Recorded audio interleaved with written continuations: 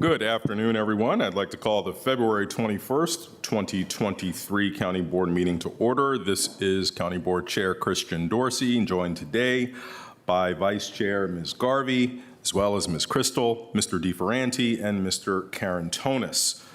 We will begin today's agenda with some recognitions, and I'd like to turn it over to our County Manager, Mr. Schwartz. Thank you, Mr. Chair. Continuing with my monthly employee spotlight, today I'd like to highlight the work of a group of employees, our police department's recruitment team, who is here today. Why aren't you out recruiting? No, they're here today. So when I mention your name, if you just stand up, Sergeant Sarah King. We have Master Police Officer, I don't know if is Gary here? Gary Gleason? No, he's not here. Jenna Mason. Is Steve Gomez here? There you are, Steve. Kevin Ryle, he's not here today. Beth LaFrancois, who I don't think is here. Sabrina Bonilla, who is right there. And I think Kia Bajomo, if I got that right. I don't think he is here either. And Tracy Wrighton, our background investigator. So what I'm going to do is, Captain Green, if you come up with Sarah to the front here. We have a little certificate we're going to give you, but before we give you the certificate, I wanted to talk a little bit about, and then Captain Green, if you wanted to take a minute or two, you have over the last year used Handshake to reach out to almost 180,000 students, and you talked directly with 8,000 of them. You've been at 73 recruiting events, come in contact with 800 people, 40 webinars. Oh my God, you've been making use of the LinkedIn page. We've contracted with an outside media group to create an advertising campaign. We're especially proud of our working with military recruitment by participating in the Transition Assistance Program seminars, as well as the Wounded Warriors program at Bethesda Medical Center. And now we have this new QR code that we're using. So Captain Green and Sergeant King, I'm gonna give you a chance to speak a little bit before we give you the certificate. And you can use this as an opportunity to make a direct plea to the thousands of people listening out there to sign up and become police officers. So why don't you step over there and just make a few remarks and we'll give you the certificate.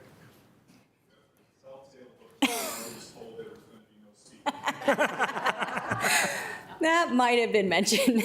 No, thank you all very much. We do appreciate you recognizing our efforts. It's been a lot of work, and we're fortunate to have the support of the department, and they recognize the need to try to increase our recruitment. So they gave some additional staff, and we've been able to actually really kind of push forward with a lot of changes, especially the past 6 months. So hopefully we've seen the numbers increase as far as the applicants coming in. We would love to have more people from the county apply, from this general DMV area to apply, and are always welcome those people to come in and even do ride-alongs with us so they can understand possibly what the job is like or even come to talk to us. But again, we're looking forward to seeing what we can do and hopefully increasing our numbers here. So, but thank you.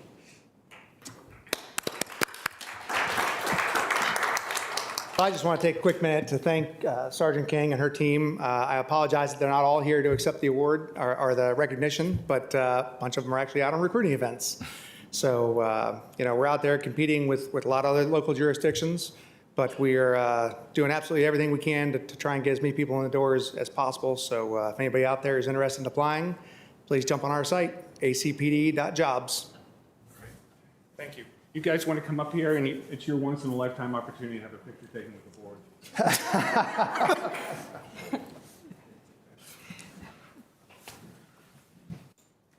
Paparazzi.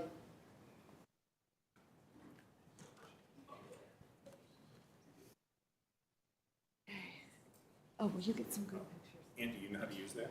Yeah. It's a flip phone. Andy, get in there. Andy, get in there. I want to take a picture. Andy, get in the photo. Sorry. All right, so the board is, maybe just all, yeah, step that way, just a little. Dave. All right, can you guys step in front of the chairs? You feel so far away. Whenever you, yeah. That's good. That's perfect. All right, and see if I get Matt in there. There we go. Oh no. Love it. Can you step just over towards Mark a little in the front? Perfect. All right, now everybody say recruit. No, that's not good. Arlington. Okay, there you go. All right.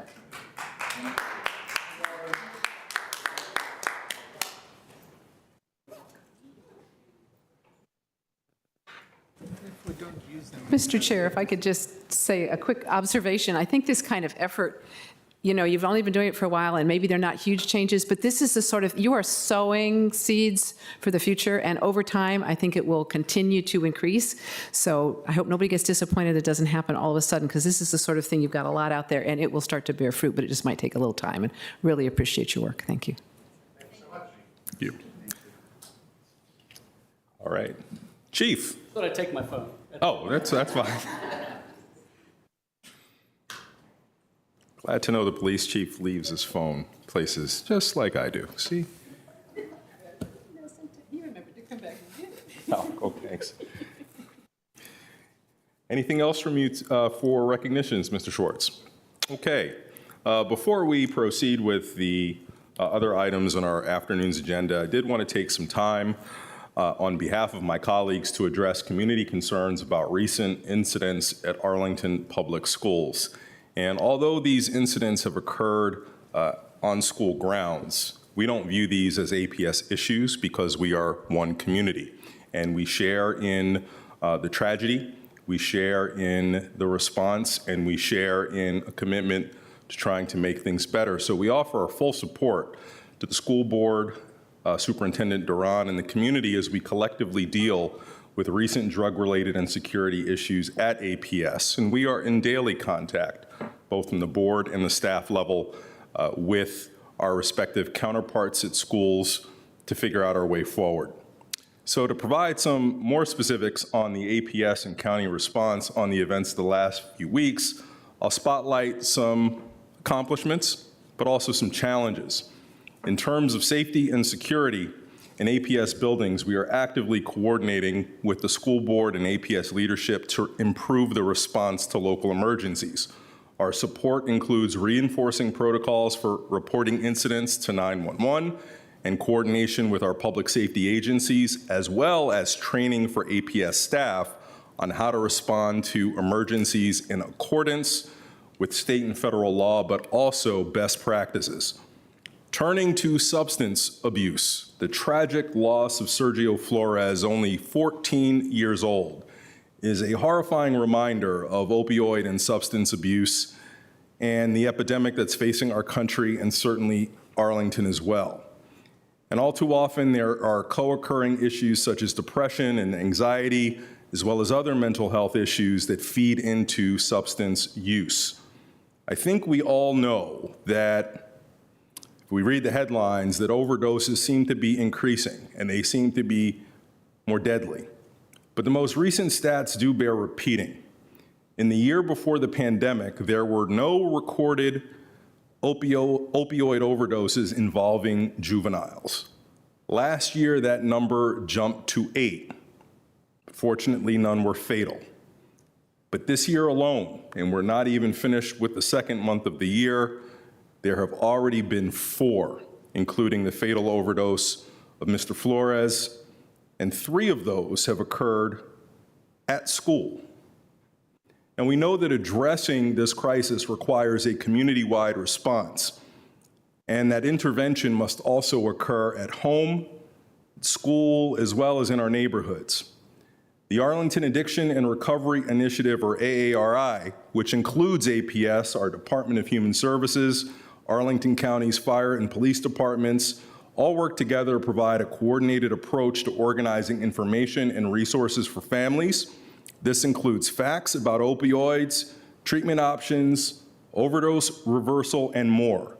AARI is a tremendous resource. I also want to provide a few more details this afternoon on our broader approach. when it comes to an emergency response, during a suspected overdose, we know that the application of naloxone, or we also know it as Narcan, can save lives. Now, APS has recently trained all high school and middle school staff on the use of administering naloxone. APS is installing naloxone boxes on each floor of their high schools as a supplement to the Narcan that is already available in school nurse offices and also with school security. Our Department of Human Services has accelerated its free naloxone training.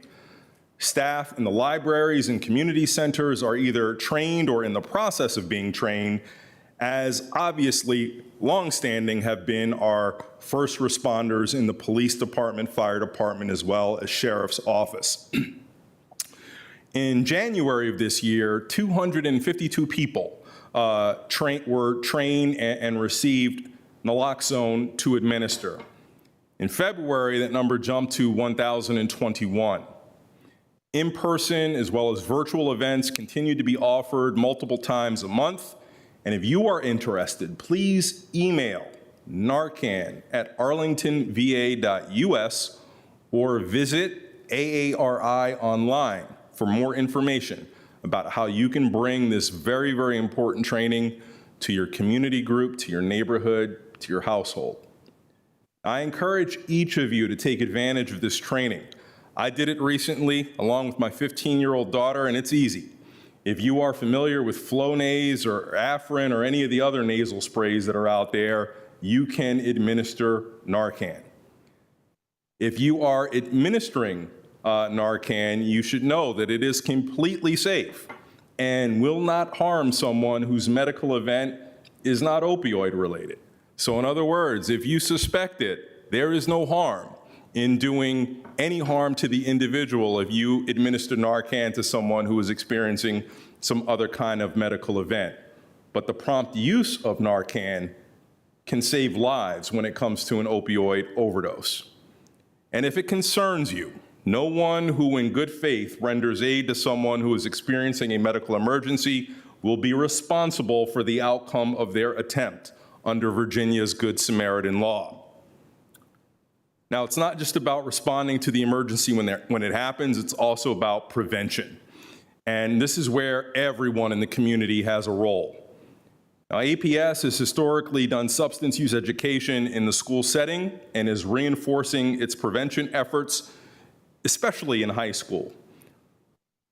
But there's also roles for others to play. AARI and other groups like our Community Services Board, the Partnership for Children, Youth, and Families, Project Peace, as well as our public safety agencies, all have numerous and ongoing education initiatives. The AARI website has a great resources that you can use for conversations in your neighborhoods and in your households. DHS and APS recently combined to jointly release a new PSA, Sharing is Caring, which is designed for middle school, and it is a campaign to discourage the sharing of medications. This PSA will continue to run over the next few weeks. And there are also several community meetings that are planned in the coming weeks hosted by APS, as well as various PTAs and other advocacy groups. County staff is collaborating with all of those events and will be sharing resources during those occasions. There's also the treatment side for people who are currently dealing with the grips of substance use dependence. The regional system of substance use and behavioral health treatment programs for both children and adults is overstressed, and demand far outstrips the supply of clinicians as well as inpatient and outpatient treatment options. There are some bright spots that are happening in Arlington, most notably the recent joint announcement with VHC Health for a planned new behavioral health facility that will provide greatly expanded treatment and intensive inpatient and outpatient services for both adults and adolescents that hopefully will be open before the end of 2025. But that's a ways away, and we still face challenges. DHS and our Community Service Board provide daily behavioral health services for youth and adults on an emergency as well as an ongoing basis. The biggest challenge that we face is staffing. As an example, we currently have a 43% vacancy rate in our Children's Behavioral Health Bureau. And this is not just an Arlington issue, it's something that's being experienced regionally as well as nationally, given the very difficult and frontline nature of these jobs and the stress that those professionals endured during the pandemic. They do an amazing job, but of course the rates of attrition in the profession are quite high. Now, we have employed strategies like recruitment and retention bonuses and are reevaluating those tools again now, particularly in light of our particularly high shortages. And one of the things that we also have an even more acute need for are therapists who are bilingual to serve everyone in our community. Now, the region also struggles with an adequate supply of treatment programs, whether they be residential, inpatient, whether they be residential, intensive outpatient, or in after-school programs. And our DHS staff spends an incredible amount of time searching for available slots in programs for our clients, which is complicated by the co-occurrence of substance abuse as well as other mental health issues, as well as barriers for those who may not have sufficient insurance or who are uninsured entirely.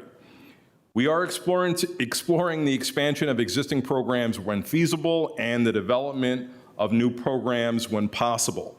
These ideas will take time, given the need for licensure, as well as finding suitable and capable contractors. Now, while in the last few weeks we have been understandably focused on our youth, we do also want to spend a little bit of time talking about our work to address adults experiencing emergencies and crisis and dependency. Last year, DHS opened a medical withdrawal and a 90-day substance use residential program called the Arlington Recovery Center and has seen nearly 100% utilization. DHS also offers the office-based opioid treatment, which offers medication-assisted treatment. The demand is growing. The Crisis Intervention Center will be open to expanded crisis stabilization services in the coming weeks, helping avoid emergency room boarding and potential hospitalizations. And DHS is interviewing around the clock clinicians and peer specialists for our new mobile outreach team and plan to have this program up and running sometime by the end of this fiscal year. DHS has also hired a Marcus Alert coordinator who is working on required crisis protocols and a crisis intervention training coordinator who just held our first CIT training in 2 years for 23 members of our law enforcement. CIT training will now be held every other month, and mental health and de-escalation training are being planned for 9/11 dispatchers to apply to Marcus Alert type calls.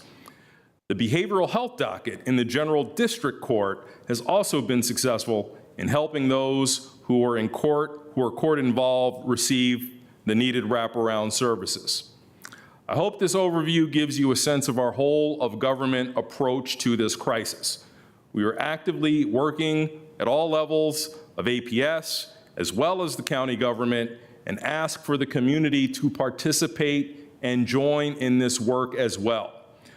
And to the last point, throughout this presentation, perhaps, if not, we will display it soon. There's a slide that we have that has information on services that are available to the community. We encourage you to take a look at our website to find the resources that can help with your particular needs. I can't stress again that this is something that we are all in this together, and we will work to ensure that we do as well as we possibly can for those who are in the grips of substance use, particularly our children and colleagues. I know that that was lengthy. I appreciate your attention, and certainly if at this point you have anything to add, that will be most welcome. Okay, we will move on with our agenda, and I will go through the advisory group appointments that we have for this month. I'll make the following motion, which does not need a second, but that the board appoints to the Board of Equalization of Real Estate Assessments, that we reappoint Ken Matzkin and reappoint Jose Peñaranda for terms ending December 31st, 2023. To the Climate Change, Energy, and Environment Commission, that we appoint Robert Sandoli and Doug Snoyembos for terms ending February 28th, 2025, and that we reappoint Michaela Milton and Majdi Shamali for terms ending February 28th, 2025. To the Commission on Aging, that we appoint Roland Watkins for a term ending February 28th, 2026. And to the Forestry and Natural Resources Commission, that we reappoint John Carey and Nate Ames for terms ending February 28th, 2026. To the Joint Facilities Advisory Commission, that we appoint Diana Preston for a term ending February 28th, 2025. To the Public Facilities Review Committee, that we reappoint Sarah Steinberger for a term ending February 28th, 2025, and that we designate Sarah Steinberger as chair for a term ending February 28th, 2024, and that we appoint Nia Bagley and Elizabeth Guerin to the PFRC for terms ending February 28th, 2025. And lastly, to the Transportation Commission, that we appoint both Brian Coleman and Adam Theo for terms ending February 28th, 2026. Is there any discussion? Hearing none. All those in favor of those appointments, please say aye. Aye. Aye. Any opposed? The ayes have it. And we thank and congratulate everyone who has been appointed, reappointed, or designated. We appreciate your giving of your volunteer service, your time, experience, and expertise in supporting our commissions and advising this county board, and we look forward to engaging with you in the future. All right, next we'll move to some board member reports, and I am happy to be able to take a break from talking for a minute and like to turn it over to Vice Chair Garvey for the first such report. Thank you, Mr. Chair, and I actually appreciate the long report you just gave on drug prevention and all of our efforts, because it's absolutely worth the time and effort. I just want to talk a little bit about Arlington Sister Cities. I am the liaison, and Sister Cities is continuing to kind of come out of the pandemic and work, which they had started doing earlier, kind of expanding a little bit beyond the school exchanges they do, which are great. And I know our public safety have done some exchanges too with our partners overseas. But they held a panel, so education is part of what they did, on the Charlemagne Prize, which is a big deal in Europe, but most Americans don't even know about it at all. And it happens every May. I've been to a couple of those and had the pleasure of being on a panel. So anyway, we had a panel discussion on the 2nd of February for those who were interested kind of about the Charlemagne Prize and what is it. Maybe go to the next slide. Yeah, so here we are, panelists. And anyway, we had a great discussion. The gentleman, we have actually going from left to right as you see it, we have Hannah Un, who's the chair of the Sister Cities Association here and the president also of our Aachen, Germany committee. And then we have Lars Geisman, who's the desk officer for Europe and Eurasia at the German embassy in DC. And myself, and then Sophia Taylor, who's the president of our Ivano-Frankivsk Ukraine committee. And we actually had a great discussion, and I think everybody really enjoyed it and remarked on the participation that people had. One of the questions was a bit like, so why are we doing Sister Cities? What does it matter? And we did talk a little bit about the importance of knowing what's going on elsewhere in the world, in part because if some people may not be too interested in the other parts of the world, but the world is interested in us, I think, as we see all the time the paper and see how interconnected we all are. And of course, there are lots of ways that we can see the world differently through other people's eyes, which is really important. So it was a fun evening. It was interesting. I really appreciate ASCA putting it on. And the winners this year, I think, do we have one more slide that I'll go into that in a minute. The winners this year were 3 Belarusian democracy activists, and they were recognized. And then the 2023 Karl Prize winner will be Volodymyr Zelensky and the Ukrainian people. And that will be in May. I don't think that has actually been set exactly how it's going to go, because obviously there's some security considerations with President Zelensky. Upcoming events, just for those people who might be interested, we've got family exchanges, high school exchanges, 30th anniversary coming up. The board is looking for people to, get active and participate. It really is a fun committee and also fascinating, and I think actually quite worthwhile as we start to kind of get the world brought back together a little bit, I hope, in positive ways, even though it seems to be falling apart at times. So anybody's interested, go to the website, which is easy address, arlingtonsistercities.org. Thank you. Thank you, Ms. Garvey. Mr. Karantonis. Thank you, Mr. Chair. I just wanted to add inherent to the idea of sister cities, Arlington has a sister city, that's Ivano-Frankivsk in the western Ukraine. And in a couple of days, just in a couple of days, we are going to have the tragic anniversary of the beginning of the deadly phase of the war of aggression that the Russian Federation has unleashed upon this country in blatant violation of international law. I mean, our board has immediately after this war began stated its solidarity with our friends and colleagues across the Atlantic in the Ukraine. But it's it's really heartbreaking to see how a year later, even the United Nations is accounting for casualties close to 500,000 people, among them tens of thousands of innocent civilians. So our sister city was among the first places to receive hundreds of thousands of refugees from the eastern Ukraine, and it wasn't exempt from relentless Russian bombardment of its civilian infrastructure, especially of power, gas, and water utilities and its transportation assets. Early in the year, in this spring, Arlington has sent supplies with the help of our firefighters and the police department and many volunteers, mostly tons of firefighting equipment that has been actually used in Kharkiv, in the very front line of this war.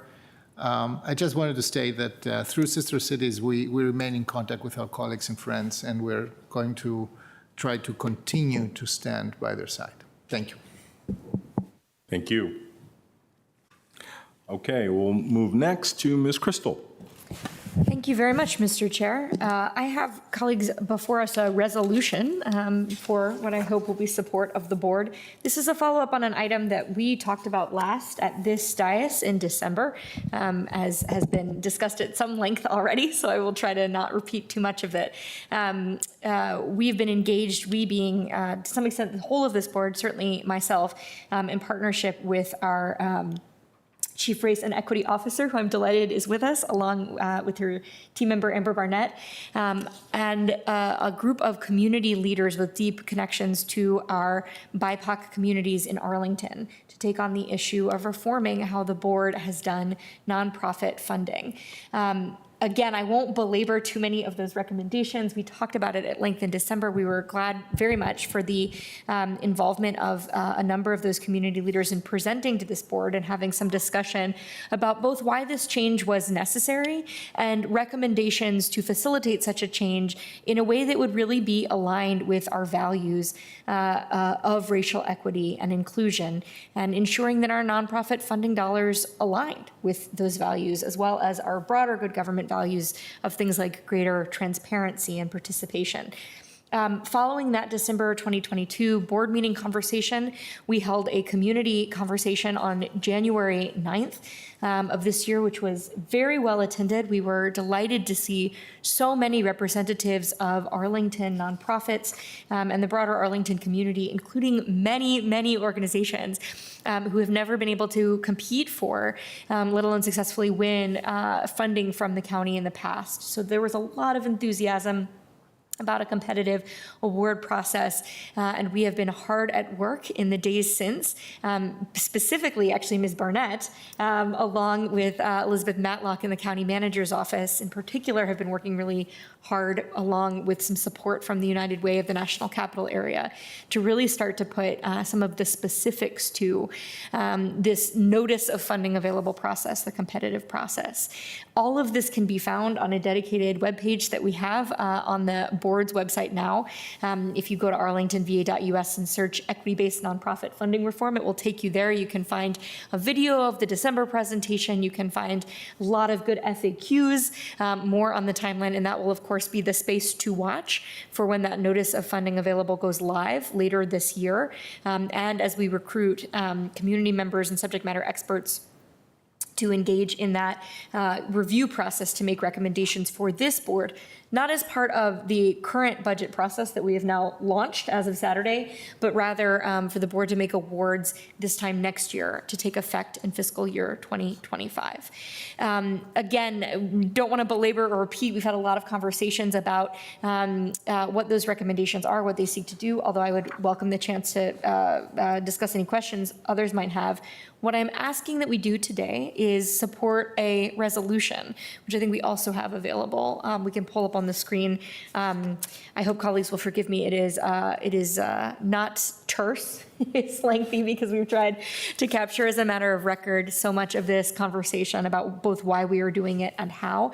But I think this is an important step for us. It was actually one suggested by, I believe, you, Mr. Chair, as we started this work, or started talking about formalizing this work, because this, of course, will be a change for our community, and I think it really matters for it to have the imprimatur of the board and our support for the hard work that is already underway. Ultimately, decisions will have to come before the board and have the vote of the board in order to actually make awards. But during this transitional time, I think it's important for us to give our endorsement to the transition that's underway. So I am not going to read this in full. It is on the website. Most importantly, none of this content is new. If you were in attendance in December, which all of our colleagues were, if you were in attendance at that January community meeting, if you have perused the website and looked at the frequently asked questions or other materials, you have seen really all of this content before. But essentially, we are, in light of all of the work that has already been done over the last 18 months and the community engagement that's happened to date, I am moving that we resolve that we endorse this transition to a competitive process for awarding human and community services funding reflecting our goals of racial equity, beginning with a review process in fiscal year 2024 and the county board awards taking effect in fiscal year 2025. As part of the motion, I'll also just note there is one be it further resolved clause, or there are a couple of be it further resolved clauses. But the one I want to highlight our attention to is one that has kind of come up along the way. That penultimate clause on the end of the first page, noting that this is just for now about board awarded discretionary human and community services grants. It will not, as of now, affect existing competitive award processes. So that would include the Community Development Plant Program that our CIDSAC advises on, or the Arts Grants Program that our Commission on the Arts advises on. It also does not affect the award processes for state and federal funds. Those competitive grant processes, those citizen groups, have actually been working hard to think about equity-based reforms of their own, and it is certainly my hope that the nonprofit funding transition for our awards and the work they are doing can inform one another over time as we all seek to better walk the talk on centering racial equity. But at this time, I think it's really important to clarify that this applies only to board discretionary awards for at least the fiscal 2024 process and fiscal 2025 awards. So that is a lot of discussion by way of making the motion. I hope it will have your support, and I will stop talking unless I have a second and unless there are further questions. So moved and seconded by Ms. Garvey. Further discussion? Mr. DeFranti? Thank you, Mr. Chair. Just, we've had discussion. I wasn't able to make the January, and so a conversation, and I just want to sort of understand, clarify a little bit. It is both a direction we're headed in this year, then a NOFA in 25, but there's still, at least my recollection of the conversation is that even with the NOFA in 2025, this is sort of a process of change. There will be a clear moment then, but there will also be implementation that I think would happen afterwards. So there's still some details in addition to that 2025. Do I kind of understand it right? Yeah, let me see if I can, I also will note that there should be on our website a timeline as well, and I think an FAQ on timeline, because it is a little complex. In order to do a transparent process that we bring the community into helping us evaluate, that of course takes time. And so we are talking about this now by way of introducing that process that will happen throughout this calendar year, with the goal of having recommendations for the board to consider this time, February of 2024. And those awards, when granted, would be available to the grantees. The funds would start getting dispersed July 1st of 2024, which is to say the fiscal 25 year. So nonprofits should be on the lookout, because this is the calendar year 2024 in which they can put their proposals forward. They can make their best pitch for community needs as they see them and why they are best positioned to meet them in a way that really centers community voice. Those proposals will be due this year. We'll be convening a panel again this calendar year to review them. The board would vote on those recommendations spring 2024, so that awards could be dispersed at the start of fiscal 2025, which is July of 2024. And here's one of those many examples in which our fiscal year and calendar year being divergent is deeply confusing. I hope that's helpful. More available online, but you're right. It is going to take a little bit of time to roll out. Sure. Well, for me, the implementation of this the details will be super important. I'm happy to support this. Thanks. Thank you so much for the question. Ms. Garvey. Yeah, I just want to thank Ms. Crystal for her work on this. When I got on the board about 10 years ago or a little more, it didn't take long for me to realize we needed something like this, but I wasn't at all sure how to approach it, and there were a lot of other things going on. And I think you leveraged your work with Unum as a fellow, right, to make this happen, and I think it's taken years. And we're still not quite, as Mr. DeFranti pointed out, quite completely over the finish line, but it's a huge body of work and really, really important for us to move forward in a positive, good government kind of way. I'm really grateful for your work. Thank you. Yeah, thank you. Absolutely. And go ahead, Mr. Karantonis. Go ahead, Mr. Chair. I You've can. been recognized. So Go ahead. just to echo Ms. Garvey's remarks here, in addition to that, I want to say that for the implementation phase, it's important because this kind of information, structured information, doesn't propagate. It propagates easily with bigger, mature organizations and less easily and fluently through smaller, nascent, etc. If we are asking our community to come up with ideas, think them through, make them ready for prime time, present them, and prepare them to be eligible for funding, especially in a competitive environment, the effort has to be redoubled. And I do believe that the group that has been working on that with your leadership and was very much aware of this burden. So I do think that we need to see not only the timeline, but also the assignment of resources to facilitate that process as early as possible. Thank you. Thank you.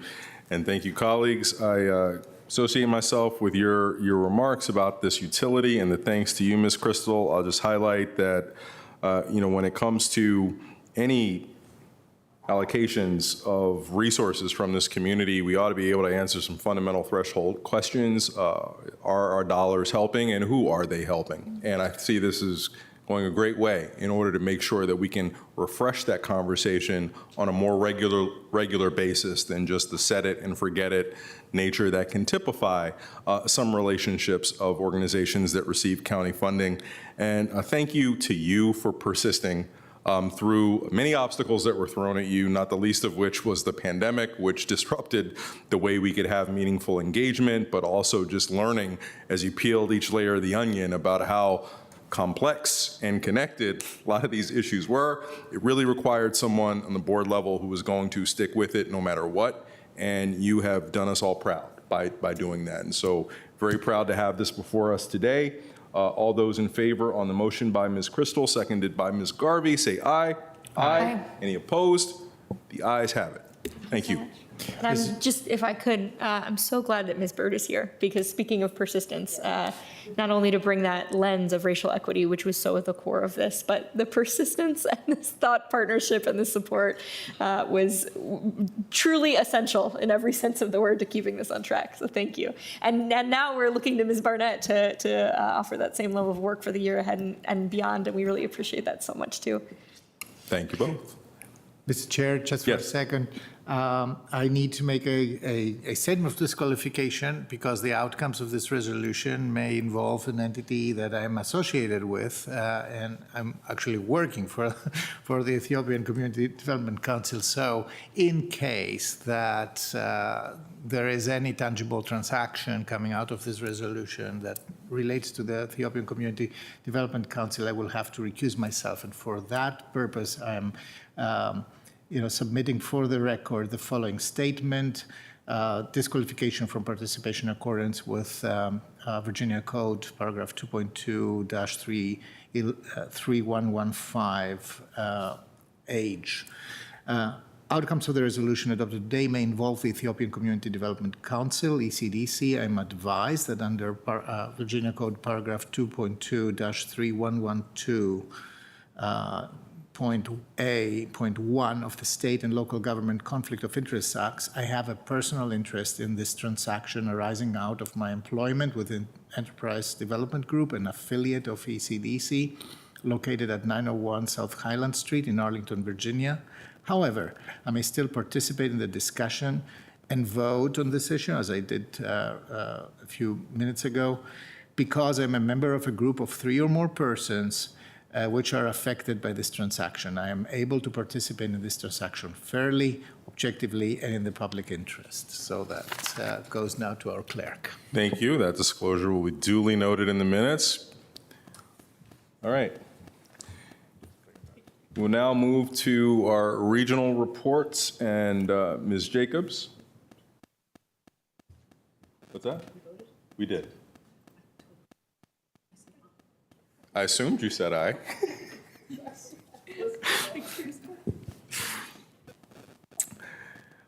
So I'd like to update you all on the regional fair housing plan that I've alluded to in prior reports, but we are at the place now where this plan is out on the street, as they say, and we're inviting comment from the regional community.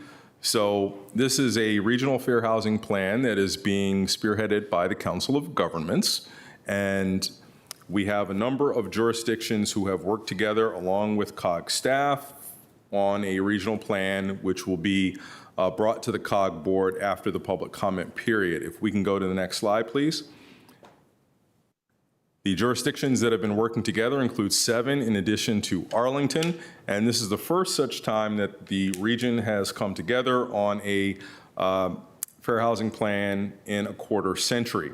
There have been a number of involved parties beyond these jurisdictions who have been involved in the work, including some experts from various nonprofit organizations, as well as the involvement of community stakeholders and residents from throughout the 8 jurisdictions here and now being opened up to the community at large.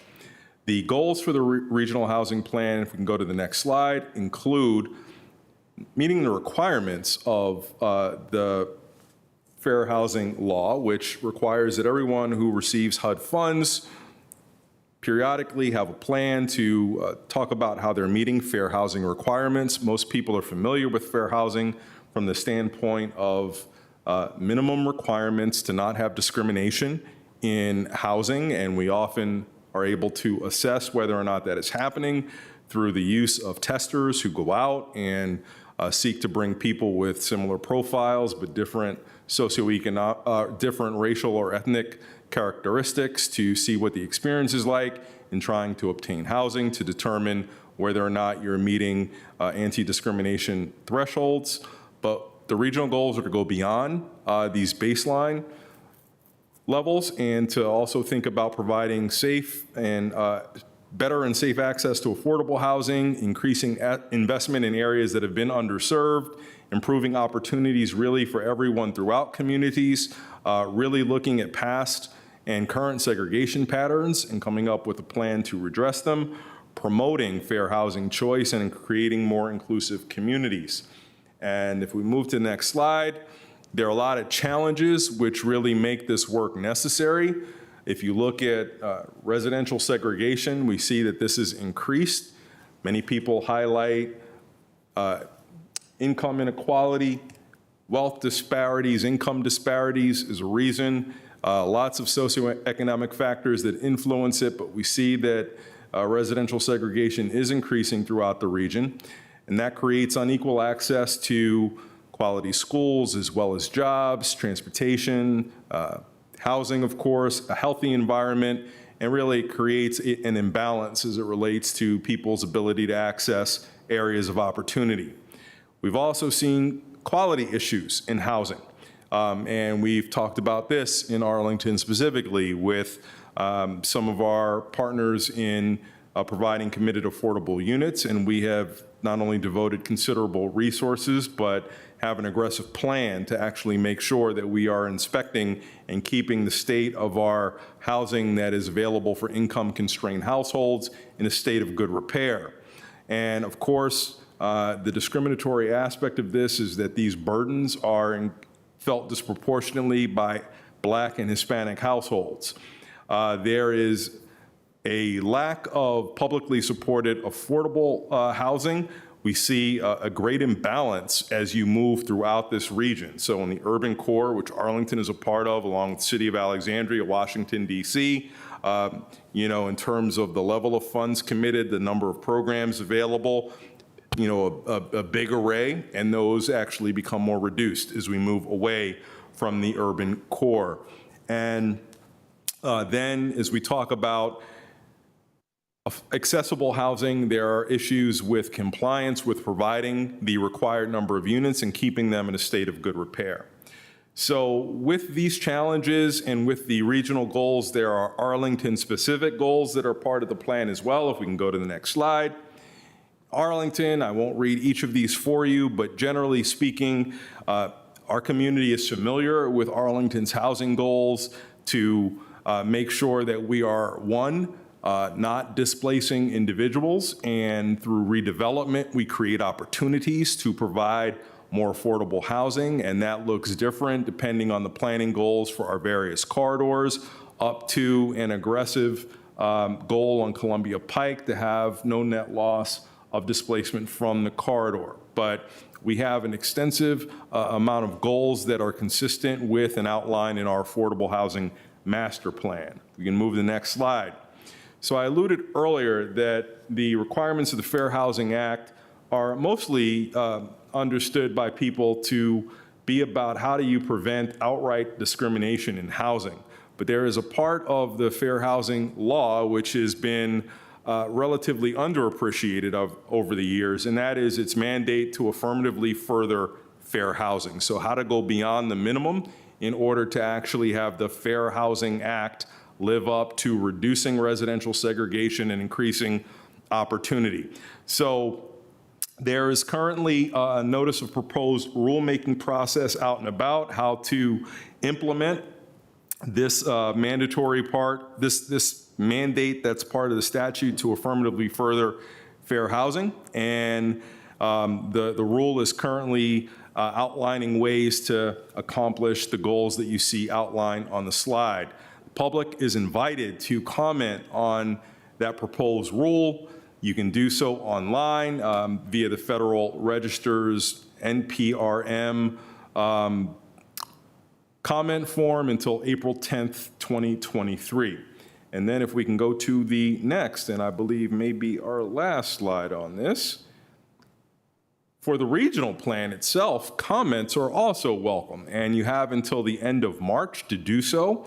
You can submit comments on the regional plan and do so at mwcog.org. I will say when this process is done, it'll be a great advancement for the region that continues what has been a multi-year commitment to getting the region aligned on identifying really some of the root causes of our affordable housing issues and coming together to identify supply targets that not only we're trying to meet regionally, but that each jurisdiction is going to try to meet personally. And then this further makes sure that we're not just talking about units, but we're talking about homes that can actually further the goals of an inclusive community. And that is that. Any other, Mr. DeFerranti? Just to thank you for bringing this, for your work at COG, helping to lead COG, and also for your work on this.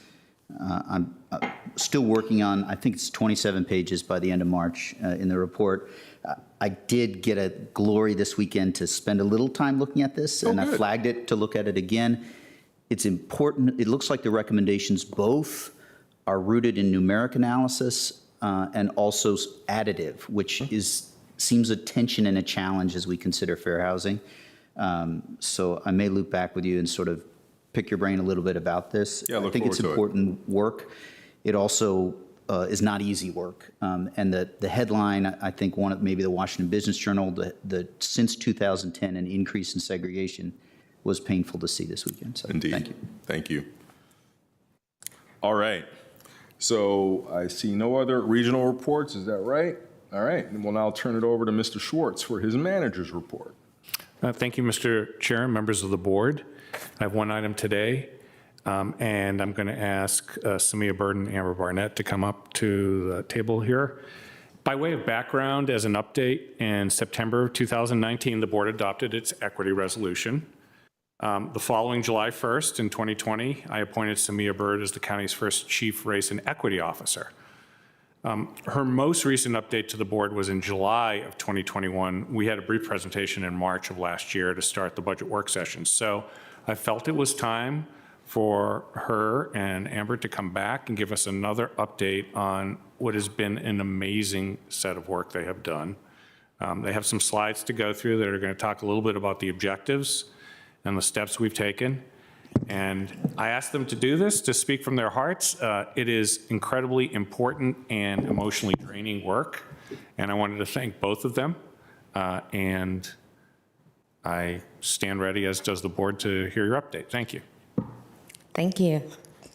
Good afternoon. Very timely with the resolution that you all just adopted, and speaking about another resolution that was adopted several years ago.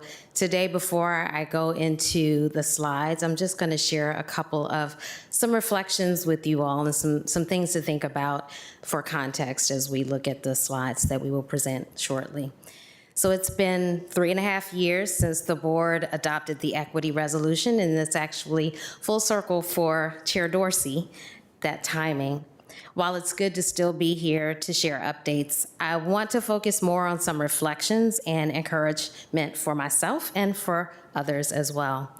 We can talk about the details on some of the projects and initiatives, but more important is the continued commitment and dedication of everyone from the board to the individual contributor and the advisory boards, commissions, civic associations, community groups, through individual residents to effectuate the board's resolution and advance racial equity.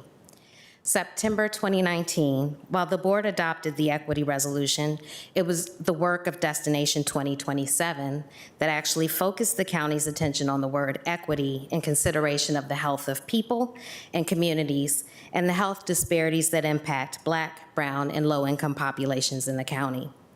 This is important to note, and specifically that last part, because in the last several years, the word equity has taken on varied meanings and is misappropriated often from the context in which the county began to consider it.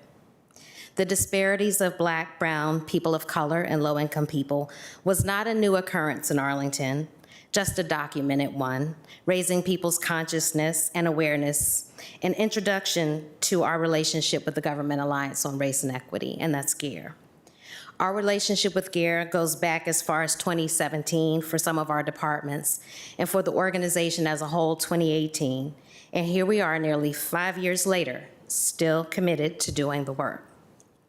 I share this to say, equity, and specifically racial equity, is not and has never been about being reactive to the moments when a Black, brown, person of color, or otherwise marginalized person succumbs to death, at the hands of structural inequities present in racialized systems, structures, and institutions. It both is and has been and must continue to be about more than putting words on paper and expressing values because we are good people, and it is a good thing to do.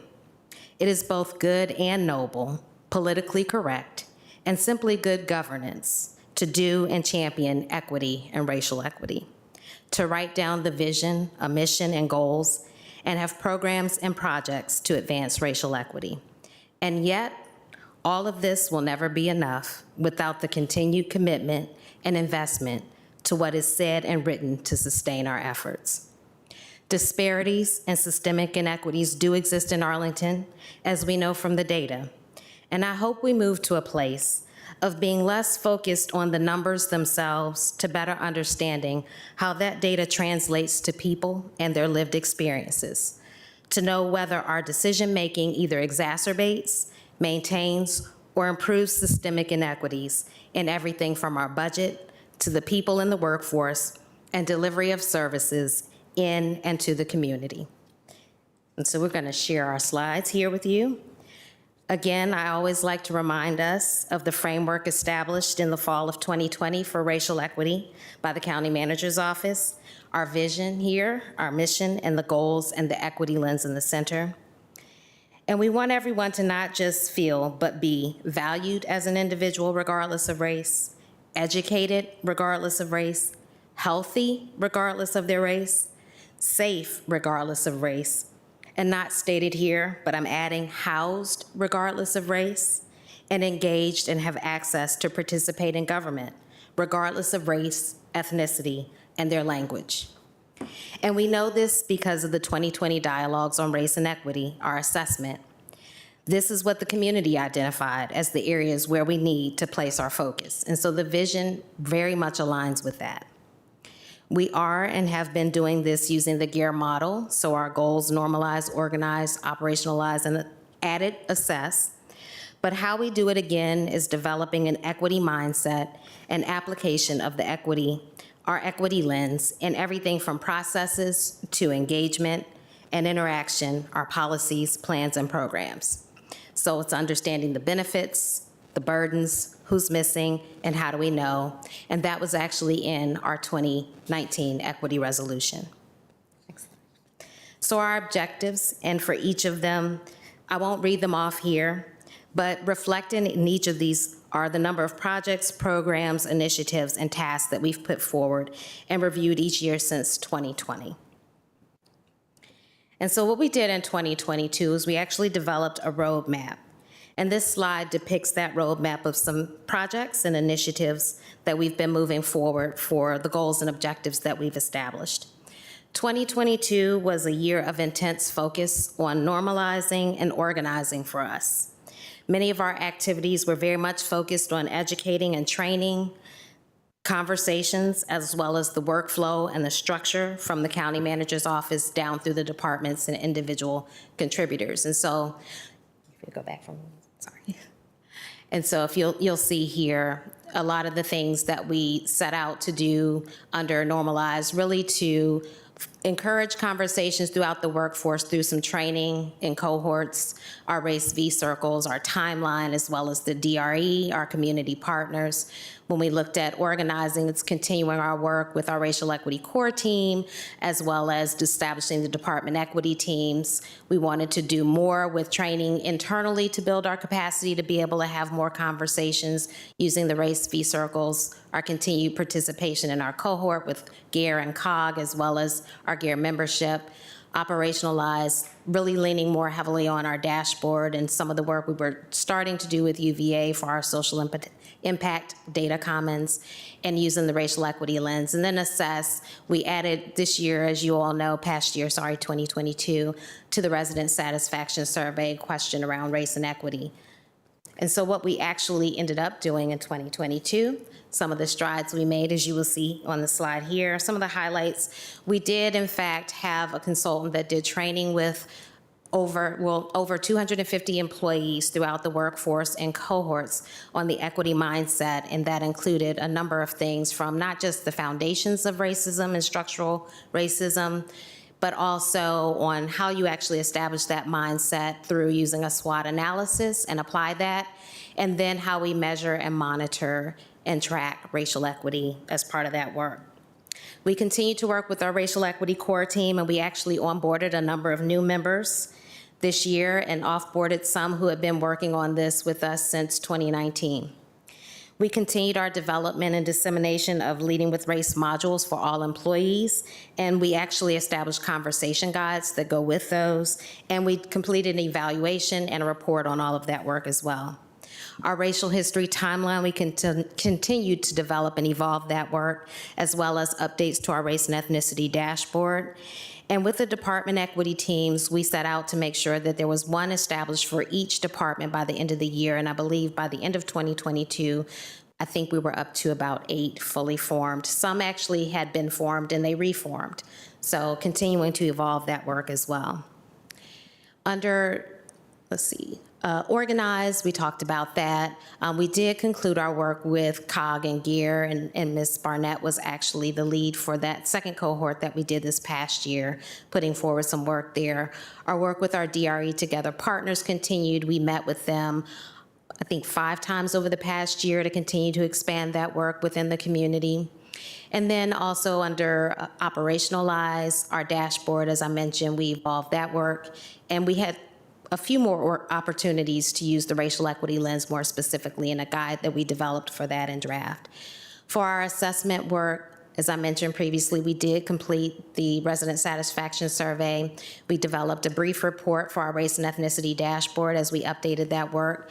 We actually completed an interim report for our Leading with Race course, as well as we recently released a report on the evaluation of the cohort training, which we show here as REWT, that's our racial equity workforce training with the consultant. And then we produced our 2022 annual report, which is actually online on our website. And so what are some of the things that we're going to move forward with for 2023? We want to continue to be very much focused on shoring up the foundation on which the work of racial equity is built for long-term sustainability. And so for us, this means embedding conversations, education, and training and infrastructure into the work of the departments, creating a template for department racial equity action plans. And this was one of the things that we had some training on as well through our consultant training and how to establish those department equity action plans. Continuing to more effectively establish the structure and responsibilities of our interdepartmental racial equity core team. And I wanted to take a moment to thank Chair Dorsey and Board Member Crystal for participating in one of our meetings as we onboarded some new members this past fall, so thank you for that. And we also want to make sure that we have everyone to use the equity lens on projects, processes, plans, and programs as more of a formal part of their work. So we've been doing that informally, but we really would like to formalize that over this coming year. And using the race and ethnicity dashboard, as well as other tools like our racial history timeline, and actually doing so that becomes the support for the analysis that people would do on their projects, et cetera. Some specific things that are shown here also: Leading with Race modules, making those publicly available through our website so that they can be used by more than just our employees, but also the residents and community members. Having more opportunities for sharing resources, information, and conversations, such as planning a race symposium is something that we are looking to do, as well as race town halls quarterly and more race V-circles. Our DRE Together partners, in collaboration with Challenging Racism, we will continue to work with them. And we're looking at some community conversations that focuses on power, privilege, and equity. Also, organizing includes building internal capacity through Train the Trainer of the equity mindset work that we did with the consultant, as well as templates to support our departments, like I mentioned, in developing those racial equity action plans so that we have some consistency and some format to share with them. Specific to operationalizing includes what you all just adopted a resolution for, the Equity-Based Nonprofit Funding, NOFA, Equitable Community Engagement Guide that we have been working on, as well as Green Valley Equity Demonstration that we will take up in the coming months. And we do want to be intent and intentional about assessing our work and moving forward with an equity audit assessment for employees and evaluations of and being able to report on the projects and initiatives that we've been working on under race. And so our call to action, what can you do, or rather, what do we need from you? The County Manager's Office on Race is the steward and champion for the implementation of the equity resolution by employees and the community, leading, collaborating, coordinating the work. This does not mean, however, that it is a rubber stamp exercise where we will bring completed projects, plans, and processes to say they were looked at or reviewed for a check mark. I'm reminded of the words shared in August 2020 with the leadership, which included a few board members that are here now and senior leaders of our executive leadership team, when recalling that I would be viewed as either a token or the expert, the fixer who absolves everyone of playing a role in being a part of the solution, or the checkbox to say we have responded to what everyone believes a pivotal moment calls for. Equity, and specifically racial equity, is everyone's work, and so that means we all want to be accountable. So looking for leading and engaging in conversations on race, and lead by example with those conversations. And being consistent and confirmed in our application, alignment, and the strategic framework. So reinforcing that commitment to our vision, mission, and goals that we've set forward. Using the equity lens and this means when considering items before the board, from everything to community engagement and participation, and how we respond to a resident or residents on a concern, or the information sought on topics, to the most important policies, projects, and programs that you all are considering today, such as housing and missing middle, stormwater, transit and transportation, infrastructure improvements, land use, development and planning, public health and safety, human and community service, climate and energy, open space, recreation and cultural amenities, and economic development, and even our commercial market resiliency. And then reporting out, presenting out, speaking to outcomes, both intended and resulting from the decisions being made. And so as I conclude, I can account that as you have and develop an equity mindset, it does indeed impact how you view the world and everything through the lens of equity. It is one of the things you can no longer unsee once you have that lens and you know. The question then becomes, what do you do, or what will you do about it? Everyone is waiting for someone to tell them what to do, to give them a solution to racism and racial inequities. If you don't remember anything else I've said today, what you do, what do? We ask and answer the 5 questions. And even if the answer leads to more questions, or the outcome is not complete, or shows our imperfections, that maybe we are not improving in inequity, but maybe we are maintaining or exacerbating it, that's the data point we need to help us consider what to do. And that is okay. This is where we need to be, because identifying and directly speaking to a problem in the system is the only way we can have a starting point to address it. And before we start asking how we measure or track progress and what it looks like, trying to wrap our hands around quantitative outcomes and data, let's start with that very baseline of knowing where the problem and issues are that we need to address, and continue to build from there. And also recognize and be okay with qualitative progress, having conversations, people being educated, and more people using the lens and being accountable to continue to remain committed to advancing racial equity. And so I look forward to reporting back, maybe in the fall, when we officially reach that 4-year anniversary milestone of the adoption of the Equity Resolution in September of 2023. And with that, I will turn it back over to you all. Well, thank you for that. Let's have some conversation. If there's anyone from the board who wants to ask any questions or have any discussion. Ms. Crystal, will start. Sure. Thank you so much for that presentation. I just want to start by kind of taking a moment to honor that your comment, Ms. Bird, about how racial equity is not about responding to the death of a Black or brown or other person of color at the hands of a structurally inequitable system. that is it's so meaningful. And I don't know that I have anything more profound than to just take a moment and elevate that, because I think, as you've talked so much about today and really over the past 3 years, this is not a fad or an exercise or a one-off. And I think, this community obviously had a really meaningful conversation in 2020, prompted by the murder of George Floyd. This is so much bigger than that. And so I just really wanted to amplify and tell you how much that comment landed with me.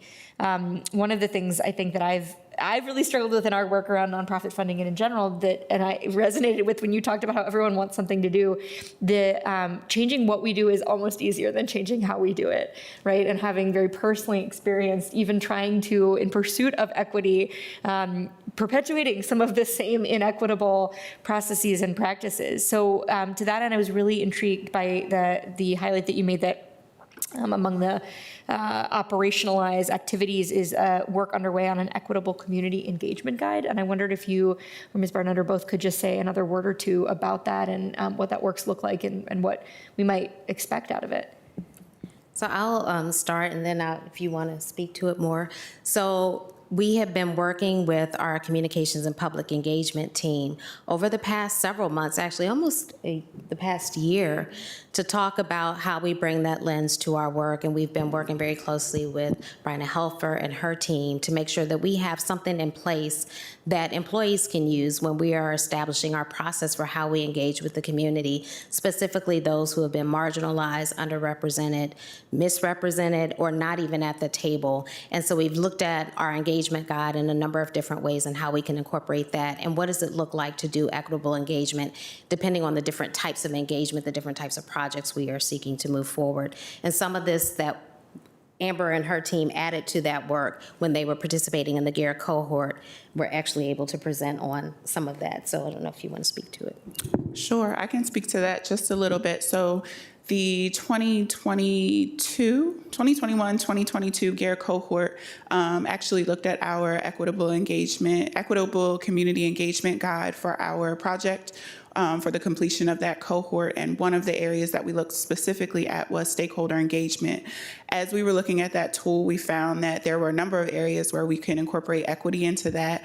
And so we revamped that tool and actually trained all of our communication staff across a number of departments in the county so that they're able to use that tool before they go out into the community and engage with folks around projects, programs, and policies. And so it was very beneficial, obviously something that's iterative and that we continue to work on, but definitely a great step in the right direction.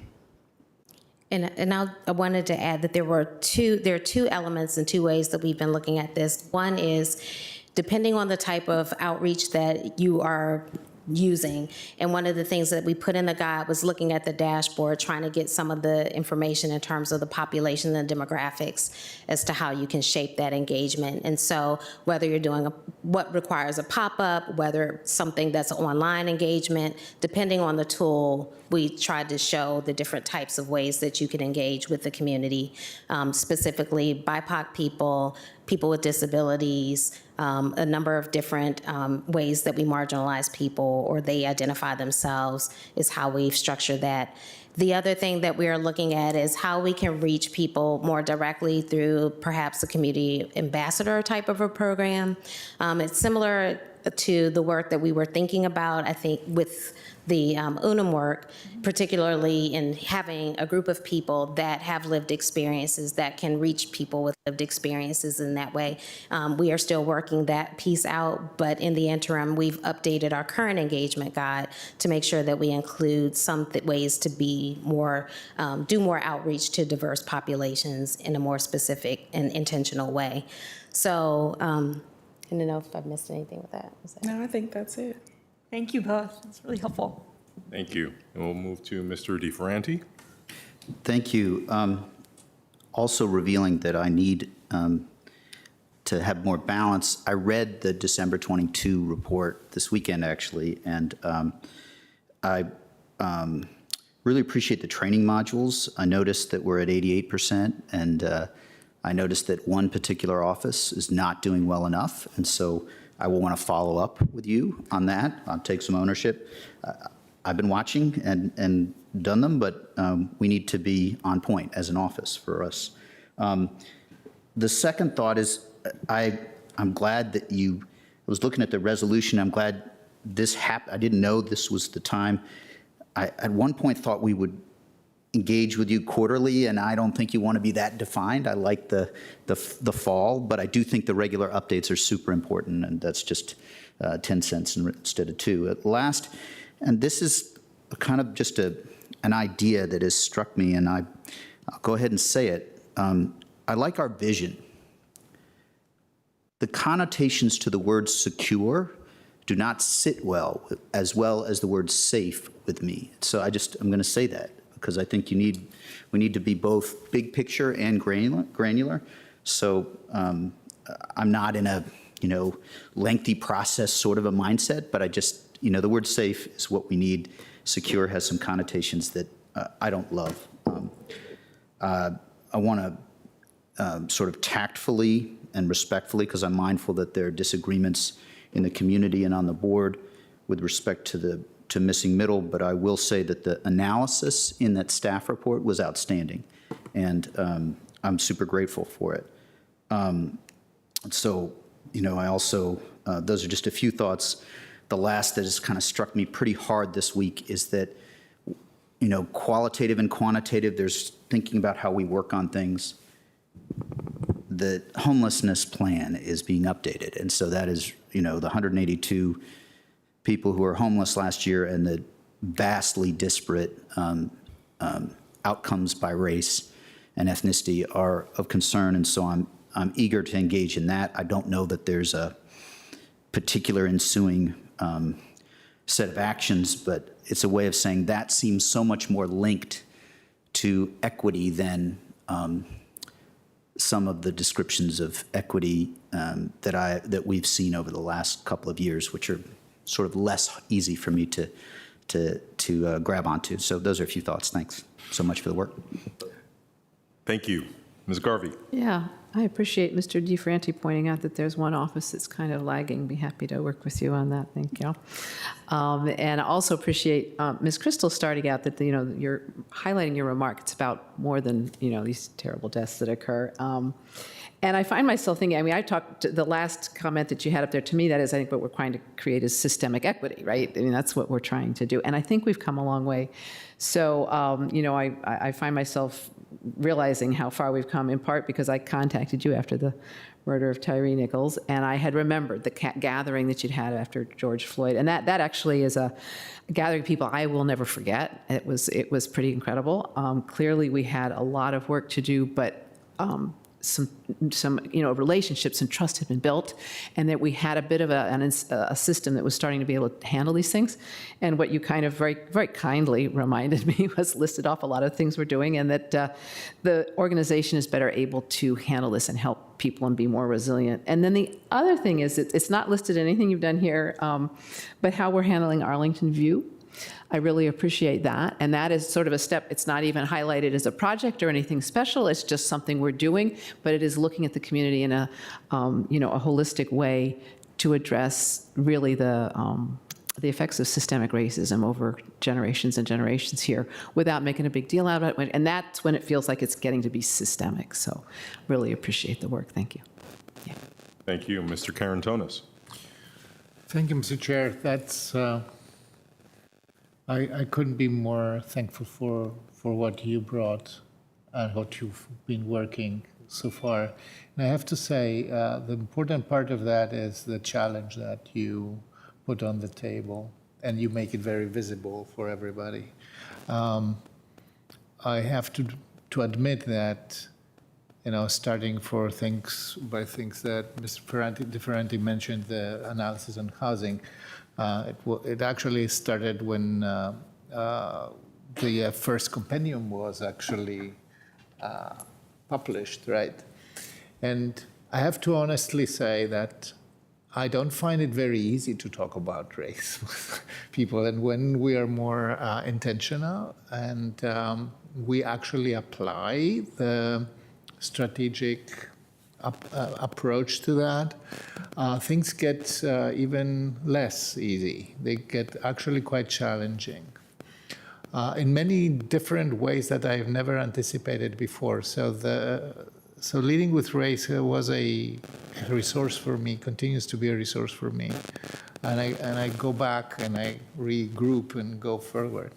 One area is for me particularly in my everyday work, it's particularly challenging, is how do we get it's part of public outreach, but it begins with the most engaged residents, which is the residents who are sitting and helping us in 50 commissions, etc.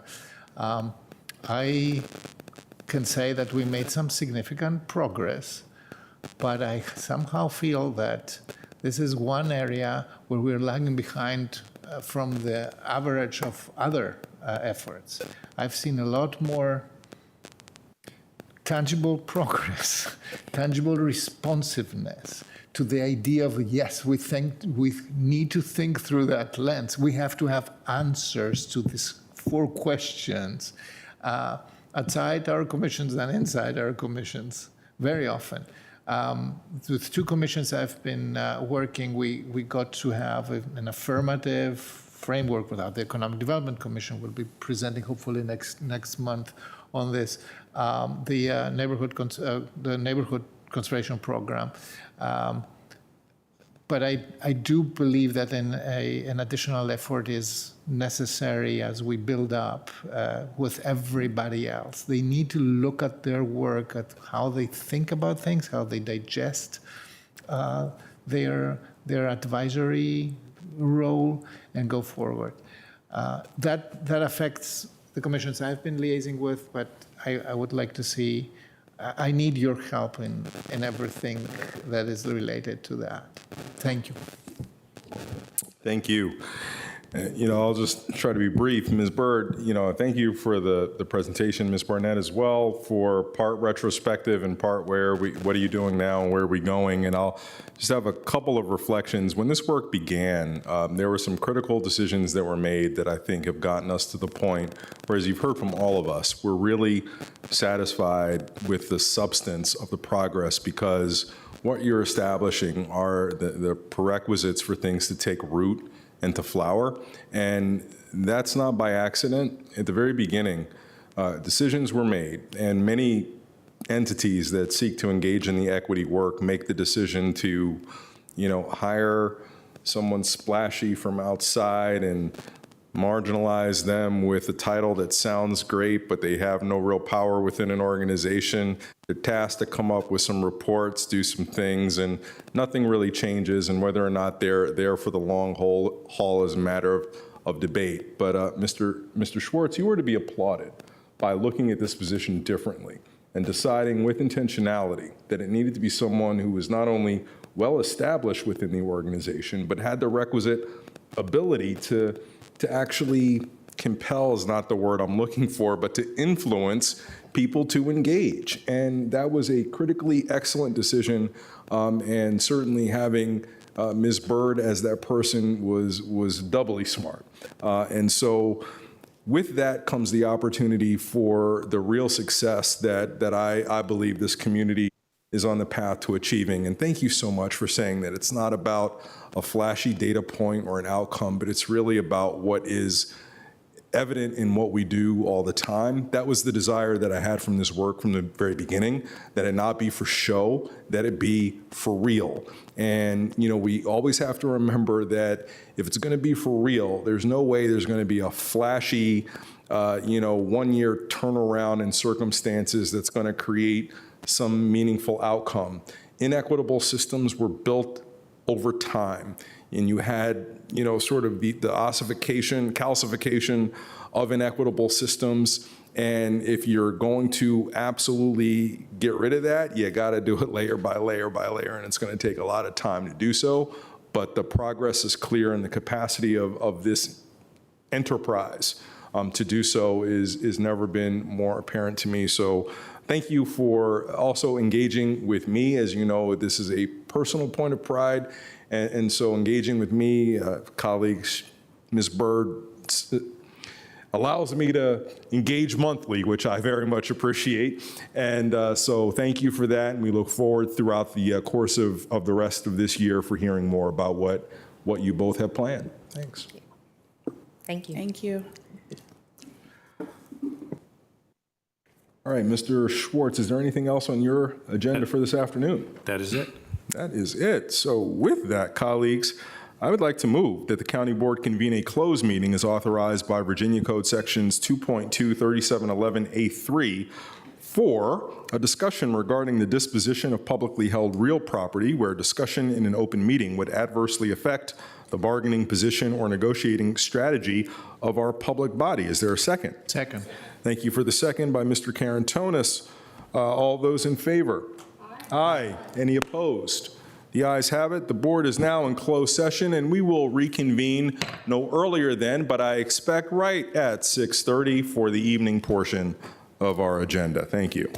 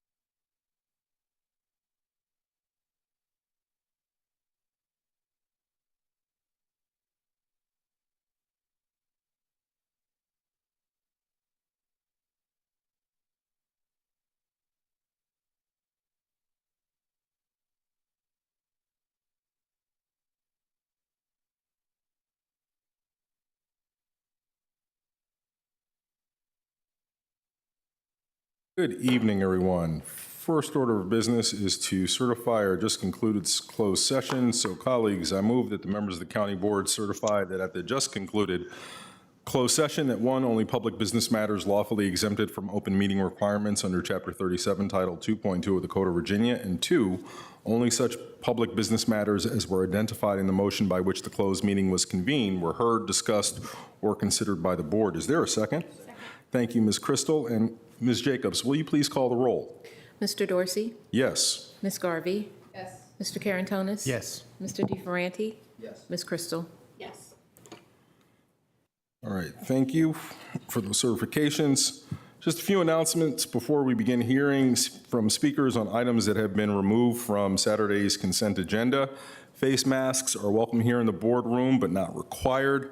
Board members and our senior staff who are up here at the dais continue to maintain physical distancing and may wear masks depending on personal preferences. And some members of the public, as well as county staff and other presenters, are participating tonight remotely as part of our hybrid meeting model. For those of you who are here in the room and are planning to speak, note that the lectern can be height adjusted using the up or down arrows that are located to the right as you face the lectern. Please speak clearly into the microphone so that everyone can hear you. You do not need to press it to turn it on or off. If you are submitting documents as part of your testimony, please hand those to our clerk, Ms. Jacobs, and make sure that your name and contact information is included on all documents. For our remote speakers, we ask that you keep your microphones muted and your cameras off until you are recognized to speak. You will need to unmute yourself by using the microphone button on the toolbar if you're using the Teams if you're using Microsoft Teams on an app or a browser, or if you're joining via phone, please mute and unmute yourself using *6. And occasionally board members may leave the dais, but fear not. Even if you can't see us, we can still follow the meeting via speakers and monitors in the back. We are now ready. Ms. Jacobs, will you please call on our speakers on the items pulled from the consent agenda? Yes, our first speaker is Audrey Clement, followed by Andrew McDonald. Good evening, Ms. Clement. Yes, can you hear me? We can, thank you. Here are excerpts from Suzanne Sundberg's review of the Chesapeake Bay Preservation Plan. Quote, "Where is the planning for the so-called missing middle upzoning reflected in this update? Though CPHD staff claims that imperviousness would not increase more than current single-family home redevelopment, this type of development has already produced excessive runoff that carries more contaminants into our streams, the Potomac and the Bay. Staff has chosen not to further restrict lot coverage, which would serve to reduce imperviousness. Moreover, a recent FOIA response clarified that under current lot coverage rules, single-family home development for 6,000 to 8,000 square foot lots covered less than what is currently allowed. Almost certainly, a 6 to 8-fold increase in allowable by right density incentivizes teardowns, and the added density will almost certainly result in the use of full lot coverage. Thus, we will see even more runoff volume along with more heat trapping, water shedding surfaces. Moreover, runoff volume means more contaminants entering our streams at increasing speed, which compromises resilience and flood mitigation efforts. Why is there no planning in this document to prepare for what will be the greatest land use planning change since Arlington implemented its zoning ordinance in the 50s? Where are the proactive measures to offset this increase in environmental insult? Where are the mitigation planning and increased regulatory controls and land use policy changes needed to reverse the trend of increasing imperviousness and runoff volume? I cannot find anything substantive in this plan, which seems odd given that it is purportedly a planning tool for improving water quality and the Bay's health. Existing state code allows Arlington the latitude to enact more stringent land use and stormwater management regulations to reduce stormwater runoff volumes. The question is why nothing new or more stringent is proposed in this document or in any other related document. Likewise, the county has repeatedly denied that increasing the number of allowable housing units in Arlington single-family neighborhoods will have a negative impact on Arlington's tree canopy. These specious denials and absurd alternative proposals would be comical except for the deadly serious consequences resulting from this massive deforestation effort. The bottom line, the hot, barren, treeless urban hellscape that the county has engineered will negatively impact the health of Arlington's streams, the Potomac River, and ultimately the Chesapeake Bay, and it won't be great for human health either. Thank you. Okay, next speaker.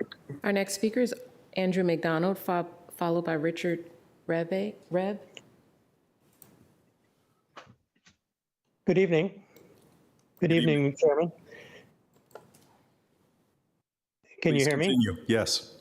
Sorry, I don't know what's going on with my camera, but I'll just continue on. Thank you very much for holding this hearing tonight. And as one of your neighbors in Alexandria, where we've been facing a lot of the same issues that Arlington has with regard to stream restoration and preservation of the bay. And I thought I've shared with you in pretty detailed, I've sent some detailed comments today, but I thought I would share with you a little bit about what we've been doing in Alexandria with regard to stream restoration. And I think it's an important issue because all local jurisdictions, Arlington, Alexandria, and many others in the Chesapeake Bay, are using stream restoration to help meet some of the federal TMDL guidelines goals and to obviously try to improve the health of the Chesapeake Bay. And I think it's become very clear to those of us working on this issue closely, both as scientists and as community people, that stream restoration is an incredibly destructive and ineffective technique to improve both the health of streams and to reduce nutrient pollution. So I thought I'd share a little bit about what we've learned in Alexandria. And Alexandria, fortunately, has agreed to basically put stream restoration projects on hold while we figure out different ways of caring for streams. And I think the three main issues here are one, what do we do about all the new development that we have that's putting enormous amounts of stormwater into streams? And of course, this is the primary impact to streams. This is what we see. We see the erosion and widening of streams. But the real impact is a result of not doing enough to reduce the amount of stormwater that comes into stream and to treat these the stormwater up above these creeks. Take Donaldson Run as a good example. And unfortunately, what happens is we go and bulldoze these streams and remove an extraordinary amount of biodiversity and ecological function. And hence, what we really are doing is not improving the quality of these streams or improving the quality or the health of the Chesapeake Bay at all. So I guess my main point tonight, at least in these brief comments, is to urge Arlington, along with Alexandria and other local governments, to look at different ways to manage stormwater runoff and stop basically trying to treat these remnant stream channels as BMPs. We need to look at the problem differently. An enormous amount of money is being spent on trying to achieve these nutrient credits, but this is not the way to do it. So again, I appreciate letting me speak tonight, and I thank you for your time. Thank you. Our next speaker is Richard Reb, followed by Bernard Byrne. So this is on behalf of a civic association, so I don't know if it's 5 minutes versus 3 minutes. This is on item 15 on your agenda, the Arlington Ridge Road Lynn intersection. Sure. So all consent remarks are 3 minutes, so. Okay, so I'm speaking for the Arlington Ridge Civic Association about this. First of all, thank you for wanting to spend up to $750,000 on South Arlington. It's nice to be in that position. Our concern is to get the most value for the buck that you're spending. We agree there are safety issues to address, so there needs to be a project. The question is, what is the best configuration for that project, and potentially when should it be done? First point is, we believe the public engagement process on this project was flawed. That's kind of recognized. It was under the old process. Gabrielle Lecoq came and spoke to the group, talked about the project, but didn't present any details for exactly what it would be. We submitted some ideas. We didn't hear anything for a long time. And then she came back in our January ARCA meeting and presented what was the design. Presenting that everybody had kind of agreed on this, and we had not agreed on that specific project. We took a straw vote of the people who attended that meeting. The vote was no in terms of going forward with this project, and I'll explain why in a minute and 30 seconds. First of all, there are legitimate safety concerns that need to be addressed. Where Arlington Ridge and Lynn Street meet today is kind of a Mexican standoff. It's unclear how to go. So it does need to have some type of T intersection. Our belief is the T is better situated going the other way than the current plan is. We submitted that in a diagram. There are several reasons for that. One is Lynn Street drops off from the ridge, and inherently wherever you put the crosswalk, you're going to be looking down on that as you're driving. So there's a potential to have pedestrian issues. If you do the intersection the way you proposed it, the issue goes away because people are walking horizontally.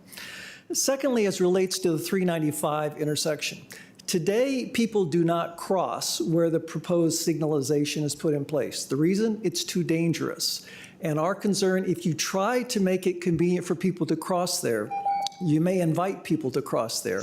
And therefore, you may have children and other people crossing, not understanding how dangerous that intersection is. We prefer it to keep people crossing on the other side of Arlington Ridge and to not engage where all the heavy traffic is. So I have 14 seconds left. So there's some traffic data that talks about how the traffic on Lynn Street is so much more significant than Arlington Ridge. The reason is all the condos have their garages on Lynn Street.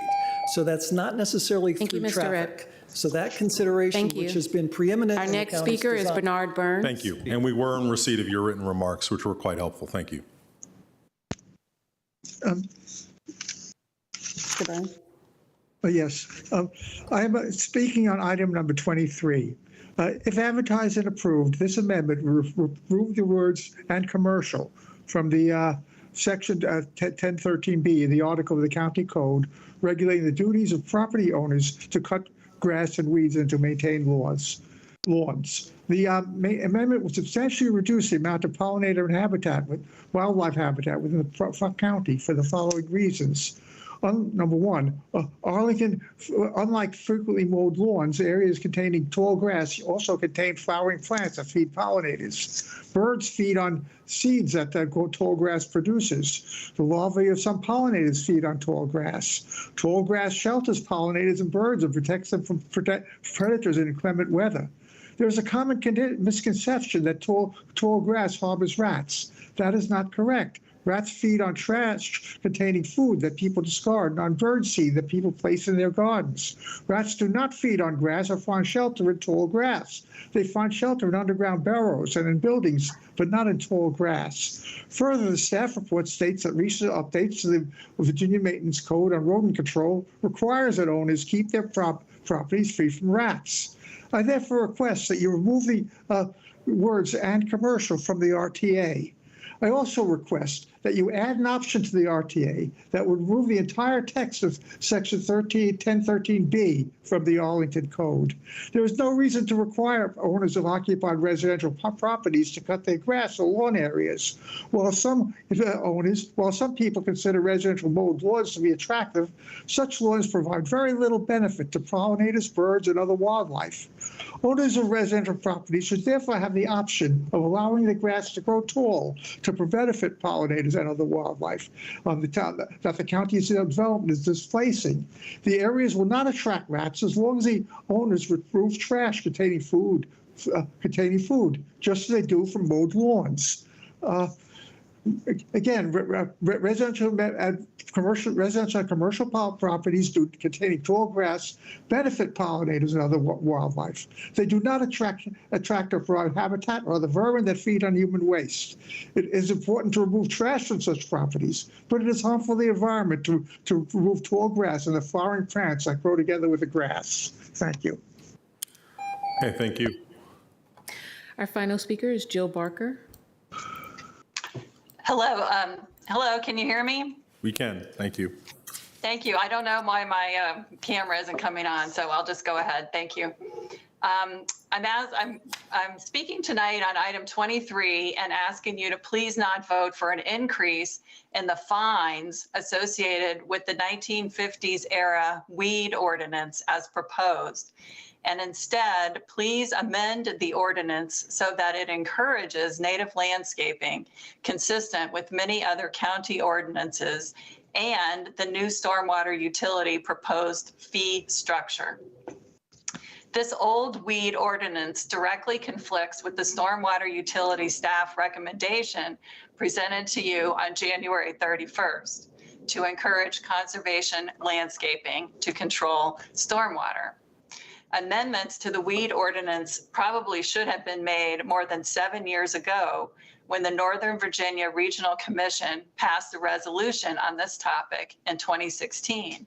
Since that time, numerous neighboring jurisdictions adopted changes to refer to managed or cultivated landscapes and their definitions to distinguish these from overgrown lawns. The Arlington Ordinance is silent on this issue. Please do not double down on the fines now at this critical time when the stormwater utility fee structure, including the credits for conservation and native landscaping, are about to be rolled out. The changes before you today will increase civil penalties and include commercial properties, but they fail to address the underlying conflicts in county policy. The updated language, if adopted, could deter conservation landscaping by increasing the penalty and potentially could embroil staff in controversies over natural or conservation landscaping. Increasing the fines now without amending the ordinance to encourage conservation landscaping will at a minimum create confusion. Ultimately, the proposal as presented could deter and delay valuable conservation landscaping necessary to address Arlington's urgent stormwater issues. Thank you very much for all that you do. I know you work very hard and we appreciate it. Thank you. All right, Ms. Jacobs, those are all of our speakers? Yes. Okay, we're ready now for you to call the first agenda item. First item is item number 9. It's an update to the Chesapeake Bay Preservation Plan and element of the county's comprehensive plan. Thank you. Mr. Schwartz. Thank you, Mr. Chair. Joining us tonight in person is Jason Papakazma with Ty Asfa and Lily Whitesell from DES. Over to you, Mr. Papakazma. Thank you. Thank you and good evening. For the record, Jason Papakazma. Somebody was supposed to speak on that item, and they evidently didn't show up. Excuse me, Mr. Byrne, if you would mute your line, please. Thank you. For the record, Jason Papakazma, Department of Environmental Services, Office of Sustainability and Environmental Management, joined tonight by my colleagues Ty Asfa and Lily Whitesell. I'm going to provide just a short summary of the path leading up to the request before you tonight to adopt the updated Chesapeake Bay Preservation Plan. Just for some context, this plan is a required element of the county's comprehensive plan, and it was first adopted in 2001. It predates most of the stormwater program elements in place today. Obviously, a lot has happened since 2001 in the program, and specifically around and since 2013 and 2014, when a few things came together. We were issued a new stormwater permit by the Department of Environmental Quality with pollution reduction requirements for the Bay, a new stormwater management ordinance, which significantly increased performance requirements for regulated development activity for stormwater management, and also the adoption of the comprehensive stormwater master plan. Most recently, we've been focusing on implementation of various programs underneath that umbrella, most recently with upgrades to the LDA program under LDA 2.0, as well as the increasing focus and pivot to focus on Arlington's flood resiliency. So with that, just some brief context in mind, I wanted to get to the update of the plan itself. It began with an audit by DEQ. So DEQ periodically audits local programs. They conducted an audit of our local Chesapeake Bay Preservation Program, which focuses primarily on implementation of our Chesapeake Bay Preservation Ordinance. We were pleased that DEQ found our program to be both strong and comprehensive, but they also noted correctly that our Chesapeake Bay Preservation Plan was out of date. And they required us to update the plan with a fairly short timeline in order to come into compliance with state regulations that we maintain an updated Chesapeake Bay Preservation Plan.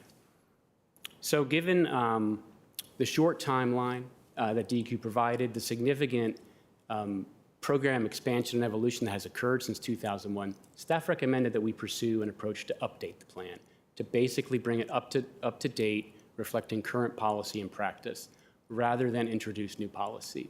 We proposed that to DEQ. They were okay with that as well. So we took that approach into both internal and external engagement. The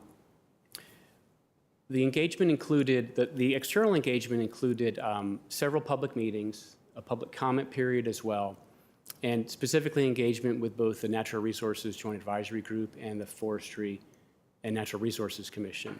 And the feedback I want to highlight here, that the FNRC recommended that we cross-reference some of the key recommendations that are in the Developing Forestry and Natural Resources Plan in this plan, areas of common interest and policy. So specifically around tree preservation as well as impervious surfaces. So the updated plan that's before you tonight reflects that feedback and incorporates those elements that cross-reference the FNRP.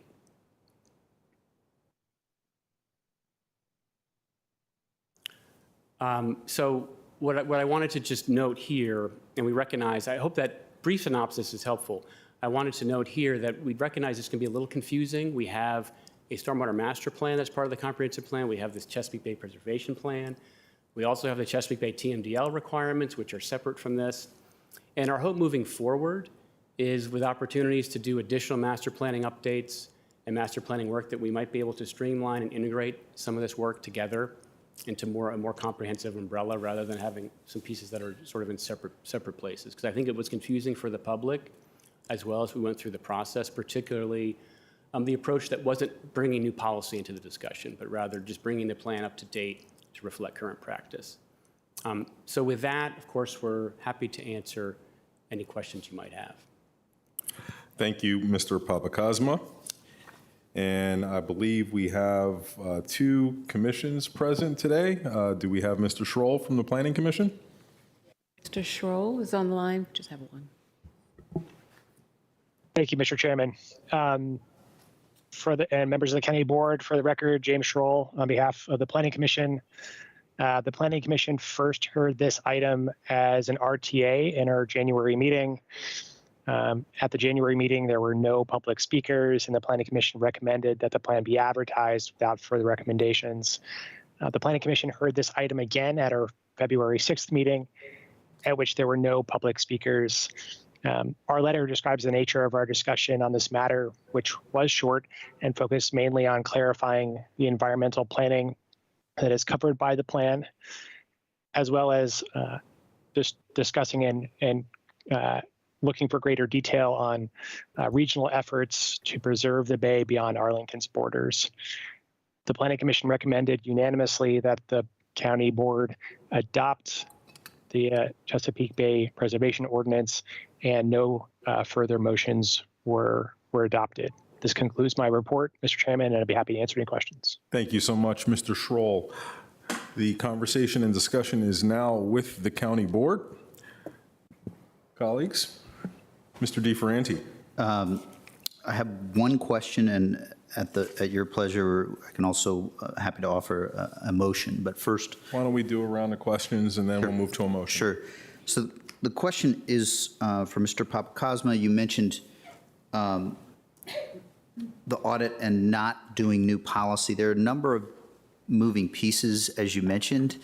And so as you consider how to consolidate and consider new policy if it's appropriate, do you have there's the Forestry and Natural Resources Plan that's being considered.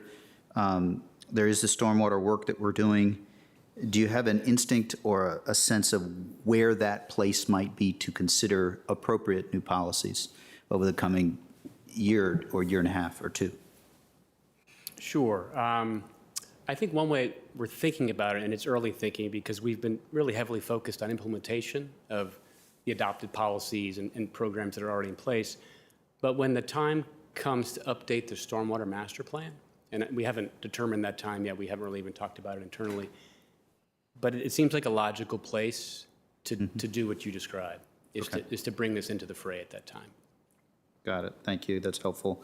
I'm also mindful that the time frame that I suggested, I'm thrilled that we are passing bonds and acting in addition to planning to act. So thank you, Mr. Chair. Thank you. Ms. Crystal. Thank you so much. The one hyper logistical technical question and then one more substantive one that is in fact better asked in context of the stormwater master plan, but since we're here. So with regard to the former, really appreciate the clarification. I think you did a great job of communicating the difference between those two elements. Are there features or requirements of the state submission that preclude us from sharing our stormwater master plan as the response, so to speak, to their request for a Chesapeake Bay preservation plan? And would it be possible to actually blend those two documents? Yeah, we had a similar question Yeah. as well when this came up. I think there's maybe two ways to answer that. So the one way is that they have very specific elements that have to be in the Chesapeake Bay Preservation Plan. It touches on even things like waterfront development and pollution sources. There's a very specific framework. A lot of it is covered in the Stormwater Master Plan as well. And I think, again, we didn't have a lot of time to respond, and I think in the more maybe thoughtful way we would have preferred to respond with, what's coming next and what our planning priorities are. They were very focused on, this is a regulatory requirement, it's 2 decades old. At least on the record, you need to have an updated plan. So I think our hope is that conversation can be had the next time. Very helpful. Thank you. Right. Yep. I did want to thank our speaker for coming in. Very helpful to be in context with what our neighbors are doing. And certainly that question about stream restoration was a very hot topic in context of the Donaldson Run Trib B project. We talked a lot about what we were doing relative to what Alexandria was doing. I think it's possible, Mr. McDonald, we maybe differ a little bit in Alexandria. It is not the case that the major driver of stormwater increases is new development here. We've had a lot of conversation with this community that a lot of the drivers of stormwater runoff are in fact historical development patterns. So, whether or not we're consistent with what your community in Alexandria looks like, nevertheless, that question of stream restoration, I know is one that we've talked about a lot. So I just wondered, we'll be following up with Mayor Wilson since he and I talked at great length during that Donaldson Run project, but was interested in Mr. Papakosma, have you heard that your colleagues in Alexandria have indeed put a hold on all stream restoration projects, and any insights we can glean from that decision, if so? I am aware that I don't know if a decision has been made in full to not do any more projects. I am aware that conversation's been had, and they've been focusing some of their work in other areas. I think it's also important to note that they don't have as many streams as we do, significantly less. I don't have the linear footage number, but it's significantly less. I think from our perspective, and we certainly agree, I think the points made by Mr. McDonald that it's a kind of a both-and conversation. You need to focus on the upland and the downstream, and we've really been trying to do that. We've got our LDA program and the recent upgrades with LDA 2.0.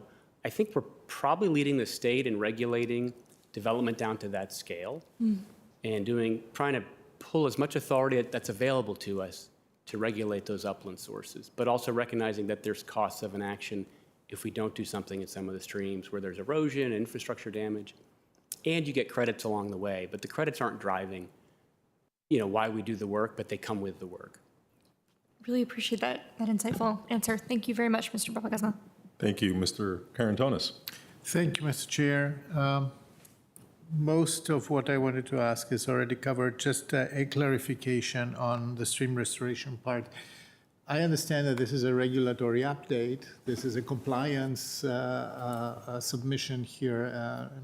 Kind of understand a little bit how strict the Chesapeake Bay regime is structured and why we have to respond in the format we are responding, and that policy decisions are separate and they will be coming. But is there any element in this update that kind of predetermines a method or philosophy of storm restoration. I don't see one, but is there any? Yeah, that's a good question. No, there's not. It talks about it as a program, among the programs we discuss, upland, in-stream work, et cetera, but not specifying a specific and only one way to do it. I think we're really trying to keep up with latest practices while, achieving each and every project's objectives. Okay, as well. so this is food saved for policy thought later. Thank you.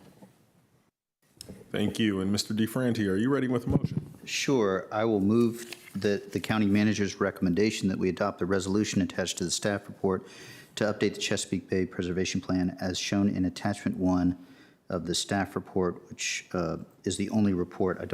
I wasn't able to determine the date, but it's the only staff report. Second. All right, thank you. Moved and seconded by Mr. Karantonis. Would you like to speak any further to the motion? Sure. Just briefly, I think that appreciate the questions in Mr. Papakosma's work. I think each board member, and I certainly have done, did a pretty thorough investigation for my own purposes of Donaldson Run, asked a whole bunch of questions, and I think maybe the most responsive, best way to approach it, I think, is the staff, you all incorporated solid elements of suggestions that you got on Donaldson Run, and I'm confident that you'll keep doing that going forward. So I think that the broad approach that is in the critique ultimately doesn't hold water for me, and that's why I moved the manager's recommendation. Thank you. Any further discussion? Seeing and hearing none, we'll now move to a vote on the motion. All those in favor, say aye. Aye. Aye. Any opposed? The ayes have it.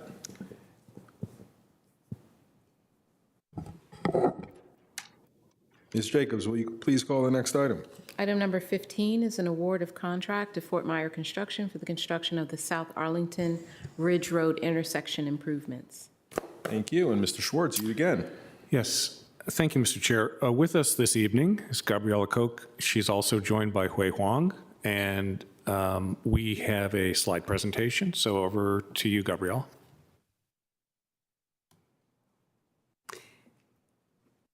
Good evening, County Board members. My name is Gabriella Koch, and I'm here to present the capital project for Arlington Ridge Road and the on and off ramp for I-395, and also Arlington Ridge Road and Southland Street.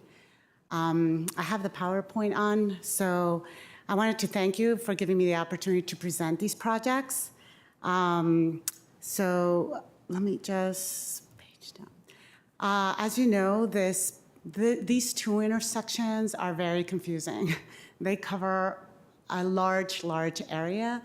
And just to give you a little bit of a background history, since 2019, there have been 9 collisions between these two intersections. And actually, in 2020 and 2021, the numbers were kind of low, and we suspect it was because of the pandemic and lower vehicle traffic, but just very large area. So really, the goals of the two intersections and for this area is to provide some predictable vehicle movements, right? But also to provide safety for those most vulnerable by installing crosswalks, expanding and installing sidewalks, and just adding some green space because there's just very large areas covered with asphalt. So for the public outreach for these two projects, we actually followed the 6-step engagement process since 2017. And, we went and met with ARCA board members on site. We attended public meetings for the different condo associations. I met personally with some of the residents at the intersections, and we followed up with another Zoom meeting, and then we met with them again in January, this last January. So we've definitely followed the public engagement process, and we've responded to various emails and comments for this project. This is just kind of a refresher of the existing conditions. This is the intersection at Arlington Ridge and the on and off ramp at 395. And as you can see, we have missing sidewalks. We have people trying to walk on some of these surfaces, but with no sidewalks. We have a pork chop that has concrete pavers, but no ADA facilities. And then on the right side, you kind of see the whole picture of what the intersection looks now. So the design for this intersection, what it will do is we will eliminate the slip lane that goes to northbound I-395. We are installing missing sidewalks. The elimination of the slip lane will actually shorten the crossing distances for that on and off ramp. On the exit ramp from 395, we will be installing a flashing pedestrian beacon, on the median, and also what you see on your screen would be on the left side, so traffic can yield. Also, we're installing a new crosswalk on South Arlington Ridge Road. And I just want to point out that this project took longer than usual because we had to work and coordinate with VDOT because all of the on and off ramp is actually VDOT right of way and is part of the interstate system. So we had to coordinate for more than a year to just kind of reach an agreement between what improvements could be made at the on and off ramp. These are the existing conditions at Arlington Ridge Road and South Lynn. Again, just very, very large area. We have one crosswalk right now. Traffic coming northbound from Arlington Ridge has very little opportunity to see pedestrians trying to cross, and they're coming at faster speeds. Also, there's a sight distance problem. And basically, if you're coming from where all the condos are and traveling south or want to make, a left onto Lynn, you have to, turn on your car more than 180 degrees to see what's coming northbound, actually southbound from Lynn. So just a huge intersection. The intersection analysis that was requested from ARCA, or the Arlington Ridge Civic Association, wanted us to use a different alignment for this intersection.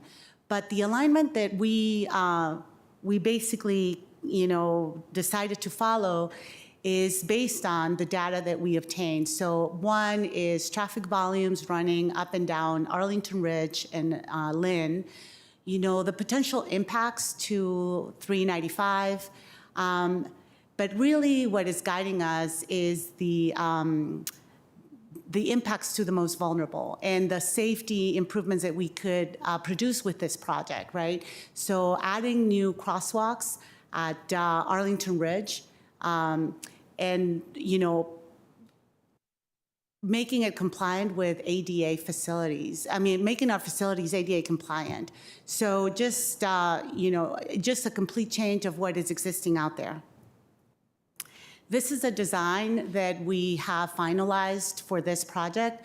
So basically what you see there is a T intersection with much shorter distances. So for example, we're installing a concrete median along Arlington Ridge Road on the southern part of the intersection. The bus stops have been moved closer to that crosswalk to facilitate access and exits to and from buses. We're also providing an additional crosswalk on the northern part of Arlington Ridge to provide, safer access for both sides of Arlington Ridge. We are including a landscape area with additional trees and grasses to cool the intersection more, because right now there's really not a lot happening there when it comes to green space. So these are some of the improvements that will happen at this intersection. And then what we're asking the county board is to award the contract to Fort Myer Construction.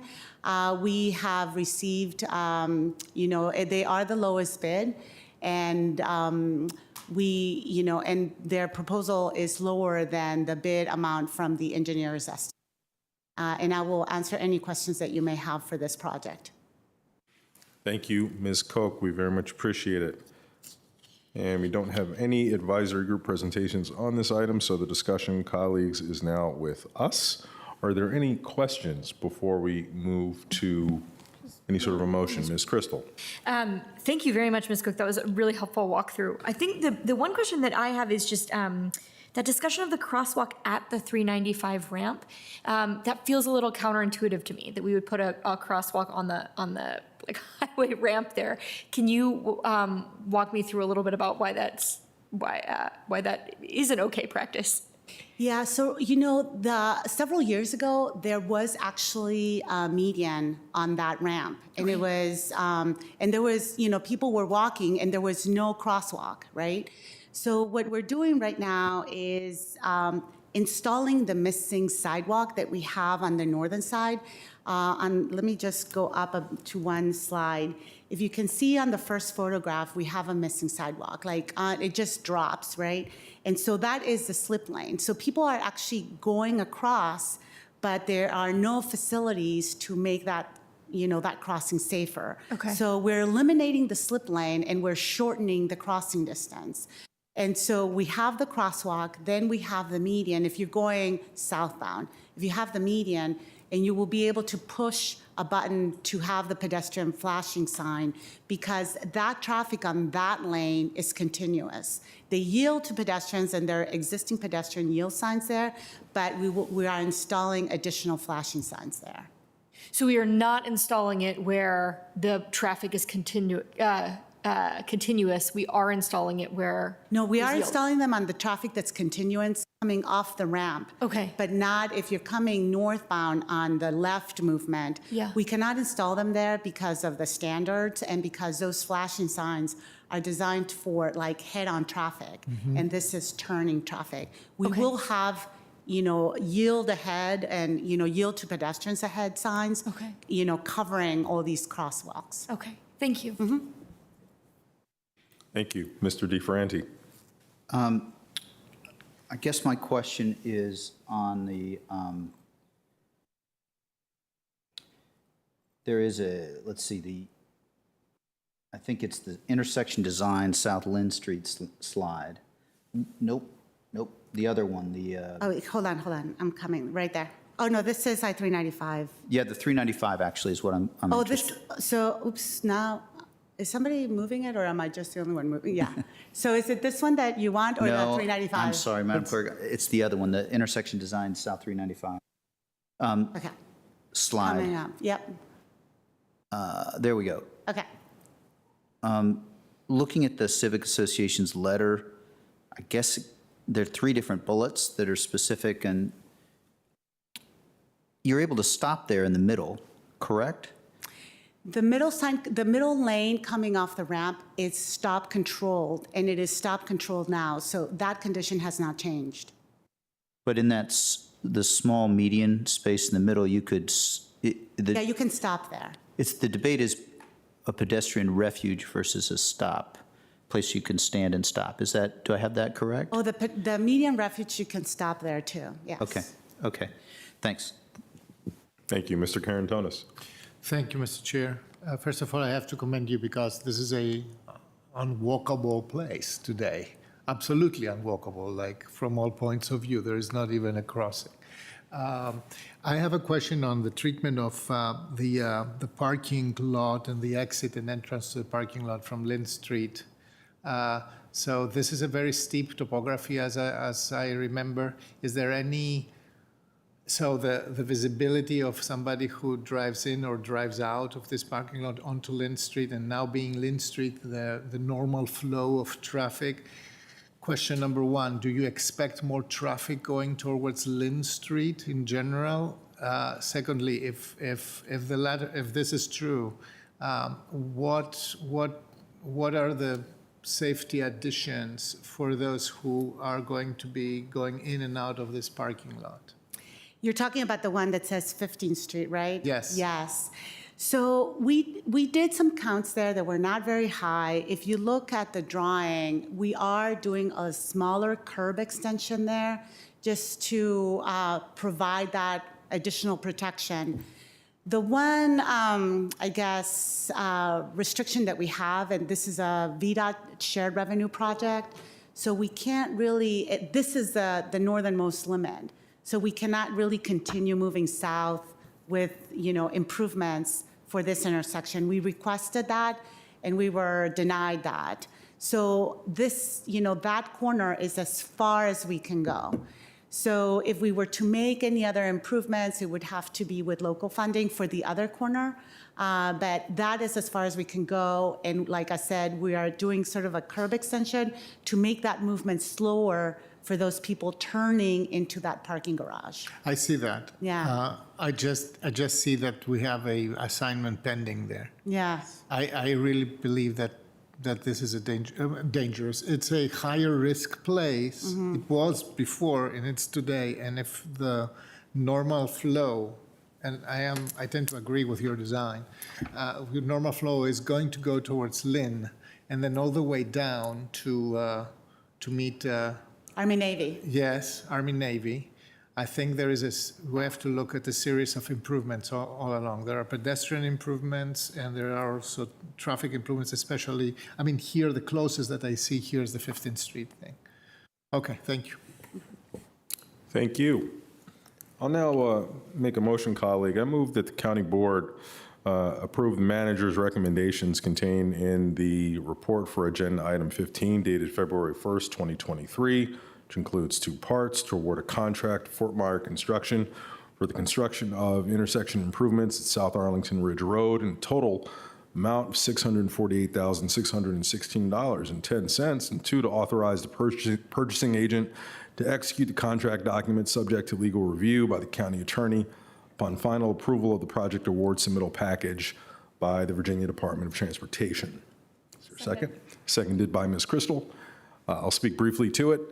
So notwithstanding the concerns that we had surfaced here tonight, after hearing that very helpful presentation, Ms. Koch, I'm certainly convinced that this will be an improvement to an area that I frequented and found challenging myself in years past. And while I can appreciate that there's some alternatives desired by the community, your presentation outlines the multiple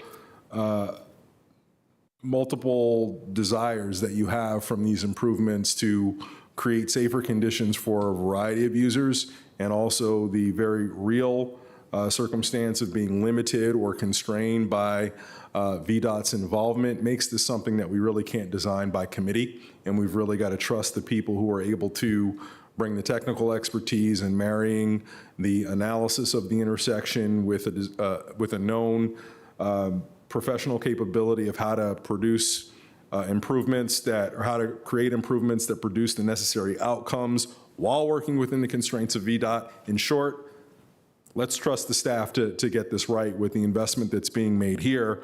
And we certainly know that you'll let us know if they don't get it right. But I think for those reasons, I am more than happy to offer this motion and look forward to this proceeding. Any other comments? Mr. Karantonis? No? Okay. Then seeing and hearing none, we'll move to a vote. All those in favor, please say aye. Aye. Aye. Any opposed? Then the ayes have it. Thank you. Thank you.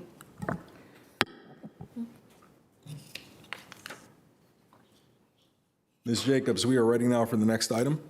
Item number 23 is a request to advertise a public hearing on an ordinance to amend, reenact, and recodify Chapter 10, Article 2 of the Code of Arlington County.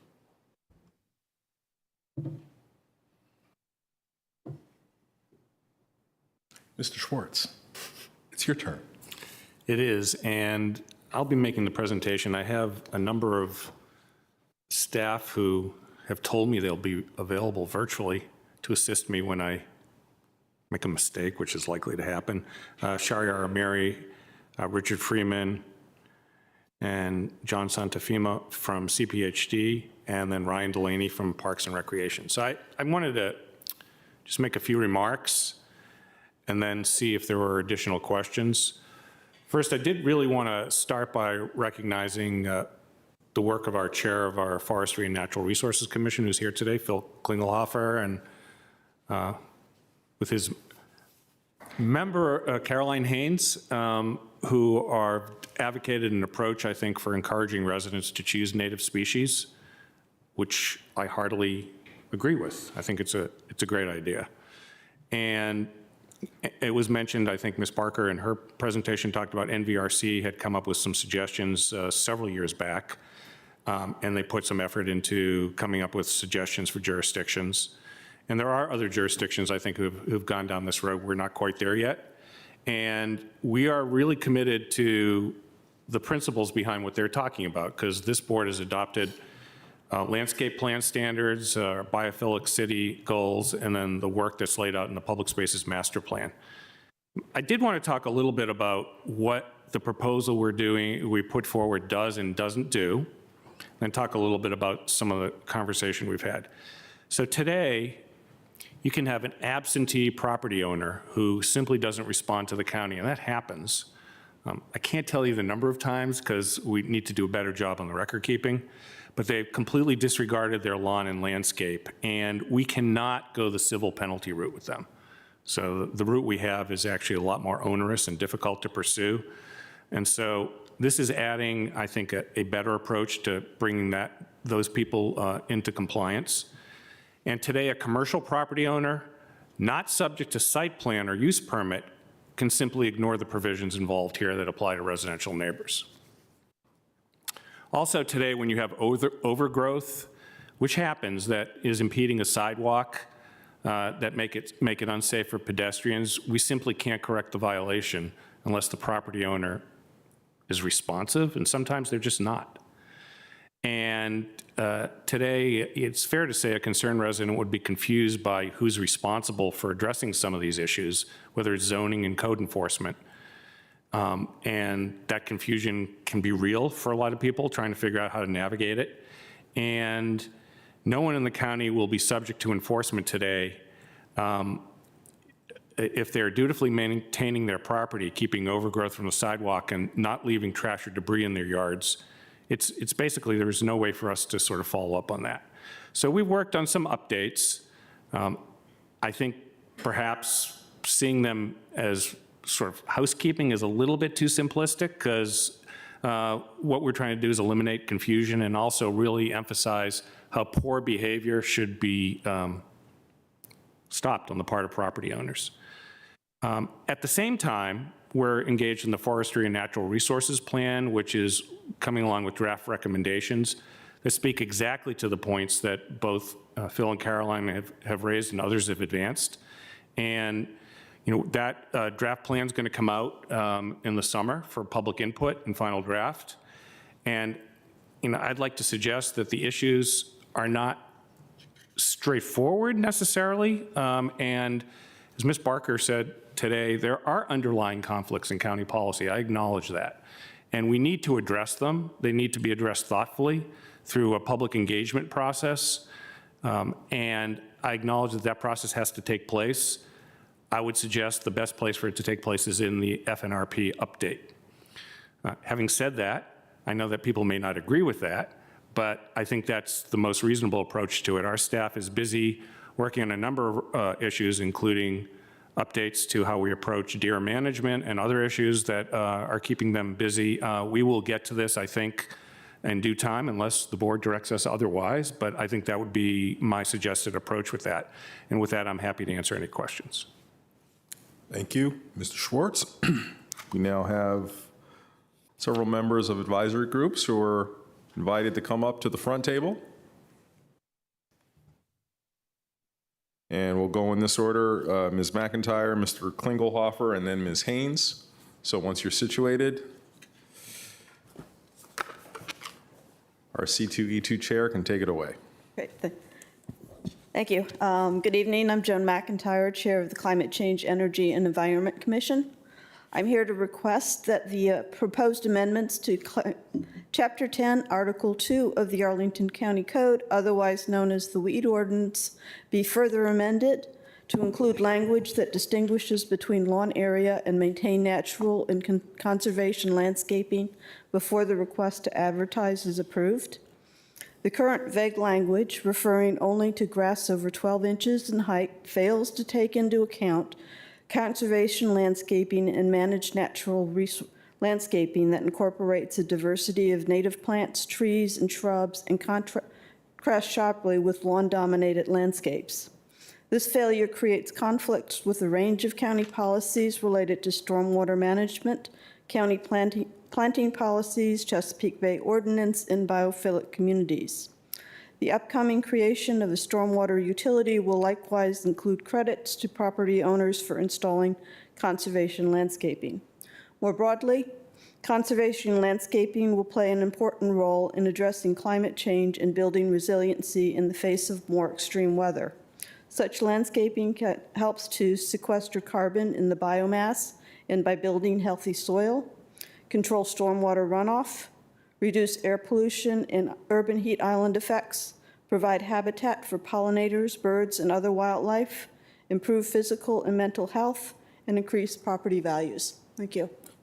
Thank you. Mr. Klingelhofer. Thank you very much. It's a pleasure to see you all here tonight. The weed ordinance, as you've heard, dates back to the 50s, and it's largely a complaint-driven process. Unfortunately, this means that those residents of the community that wish to plant native plants and thereby bringing the benefits that we all know come from that kind of a planting structure are disadvantaged by this holdover from a different era. Numerous comments in the FNRP public engagement about the need to update the weed ordinance. It's time to bring Arlington into the 21st century. This update is a recommendation in the FNRP draft because the policy issue has been ignored so long. But the 2010 County Board adopted Natural Resource Management Plan Recommendation Number 11 that promotes the use of native plants in county plantings, and Recommendation Number 19 that focuses on education of residents and landowners on environmental sustainability, natural resource protection, and habitat enhancement on private properties. Yet nothing happened. We've been successful in these efforts, but the existing ordinance fails to recognize actions by many property owners have taken to create managed natural landscapes. The county is now moving forward on updates to the very section that needs to be addressed without including updates to include managed natural landscapes. Waiting for the adoption of yet another master plan will not solve the issue. How many master plans do we need to adopt before this issue is addressed? The county is sending mixed messages that conflict with educational goals of promoting native plants and biodiversity. So on behalf of the Forestry and Natural Resources Commission, I urge you to update the weed ordinance now, at the same time as other updates to that section are being made. Now is the time, not sometime in the future. Thank you. Thank you. Ms. Haynes. Thank you. It's nice to see you all. Appreciate having the time here. I am representing the Natural Resources Advisory Group, and I think I've talked to all of you over the years at one point or another about this issue and different forms of it. I just want to highlight, the staff keeps talking about how difficult this is. I would just acknowledge that, while we've been wringing our hands about this for the past 10, 15 years, other jurisdictions have also adopted policies that promote native landscaping and conservation landscaping and have also managed to update their ordinance. Arlington hasn't been able to do that. How difficult can this possibly be? We have expertise in at least 3 departments, in CPHD and the urban design. We have expertise in DES. You just saw a whole bunch of them with the Chesapeake Bay Ordinance there. We have lots of expertise in DPR, in forestry and natural resources, in our nature centers. We also have a wealth of knowledge with volunteer organizations between the master gardeners and the master naturalists who are promoting conservation landscaping, but on the other hand have to say, oh, by the way, this could happen to you too. It's just we're sending incredible mixed messages. And I think those groups in particular have been focused on cues to care to make sure that people know you can't just let your lawn go and call that a native plant garden. You really do have to take care of it. And we have tips for how you can do that too. I find it incredibly frustrating that I can list all of our neighboring jurisdictions that have done something. And it doesn't have to be a lot. It can be a very minor amendment to the existing ordinances. So Fairfax, Alexandria, Reston, Herndon, Prince William, City of Vienna, Dumfries, Manassas Park. I can go on and on. Why are we so far behind? This is not that hard. It's not rocket science. And To me, this feels like the moonshot. We're just going to keep talking about it. And to quote JFK, if not us, who? If not now, when? I mean, to put it off for yet another master plan, enough is enough. We need to get on with this. So anyway, you can tell I'm passionate about this, and I appreciate your time. And frustrated. Thank you. All right, hopefully you all will stay around for any questions, should we have them. All right, I think our conversation is now among us, colleagues. Anyone like to start us off? Ms. Garvey? Sure, I will, and I'll go to our manager. Could we pick up where Ms. Haynes took off, and maybe you'll call on the people who should be here assisting you? So why is this so hard? Why can't we do this? I'm not going to do my JFK accent, I promise, Caroline. So there's two things going on here. One is, and I agree with most of the points that have been made, which is we need to fix some of the things about the current ordinance, okay? So I take that as very, very important. The follow-on question, which is why haven't we made the changes in our ordinance to comply with other jurisdictions? I'm going to ask staff to respond to that, and it may be something as, well, I'll let Mr. Amiri go, and then we'll see if I want to take it beyond that. Thank you. I was going to let you speak Thank for you, yourself, Mr. Amiri. Thank you, Mr. Manager, distinguished member of the board.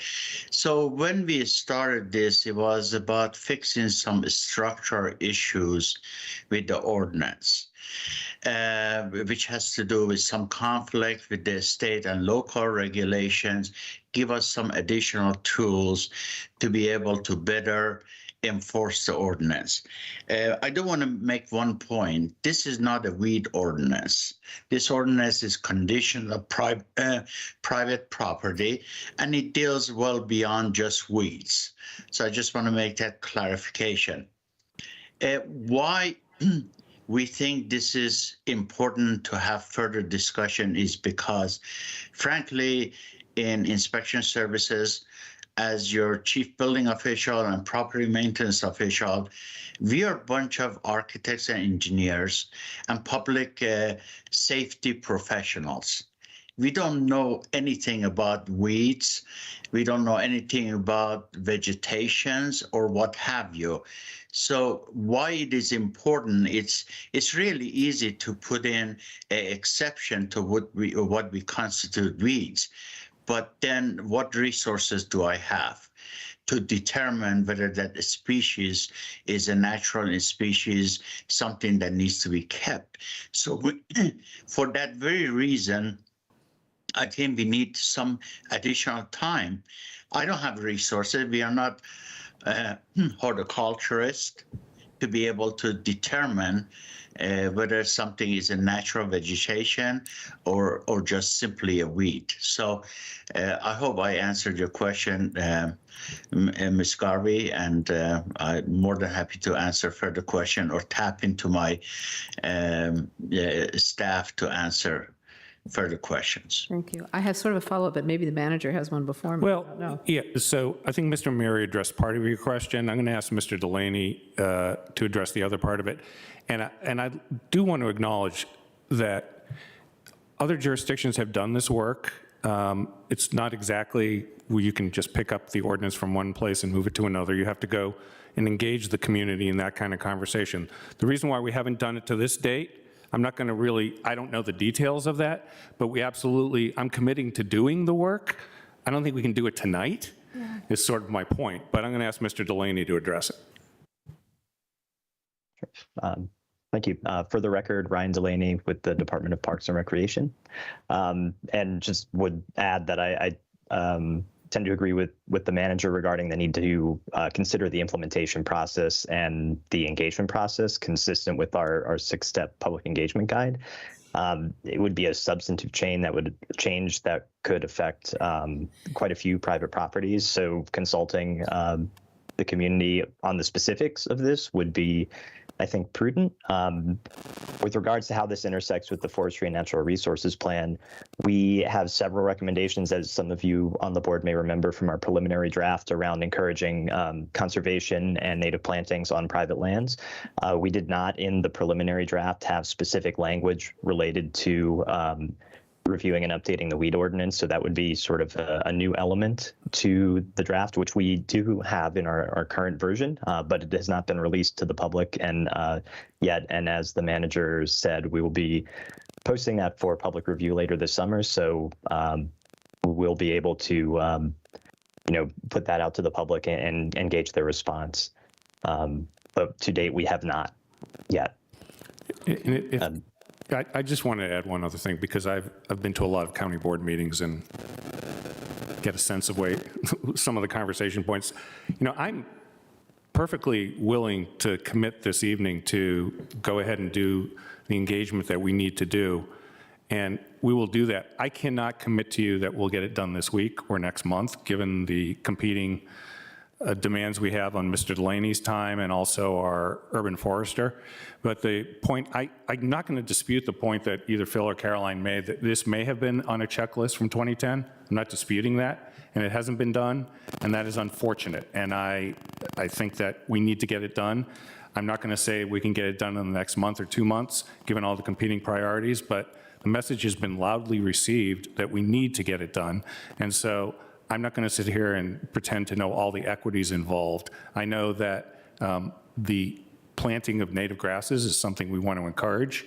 Mr. Amiri and his staff, I think to the extent they have a very basic understanding of the issue, my understanding is that they've never issued a citation associated with that, and they have only been issuing citations, Mr. Amiri may want to speak to this, to situations where we receive complaints from neighbors about the kinds of items that I mentioned specifically in my remarks. So I understand the point about mixed messages.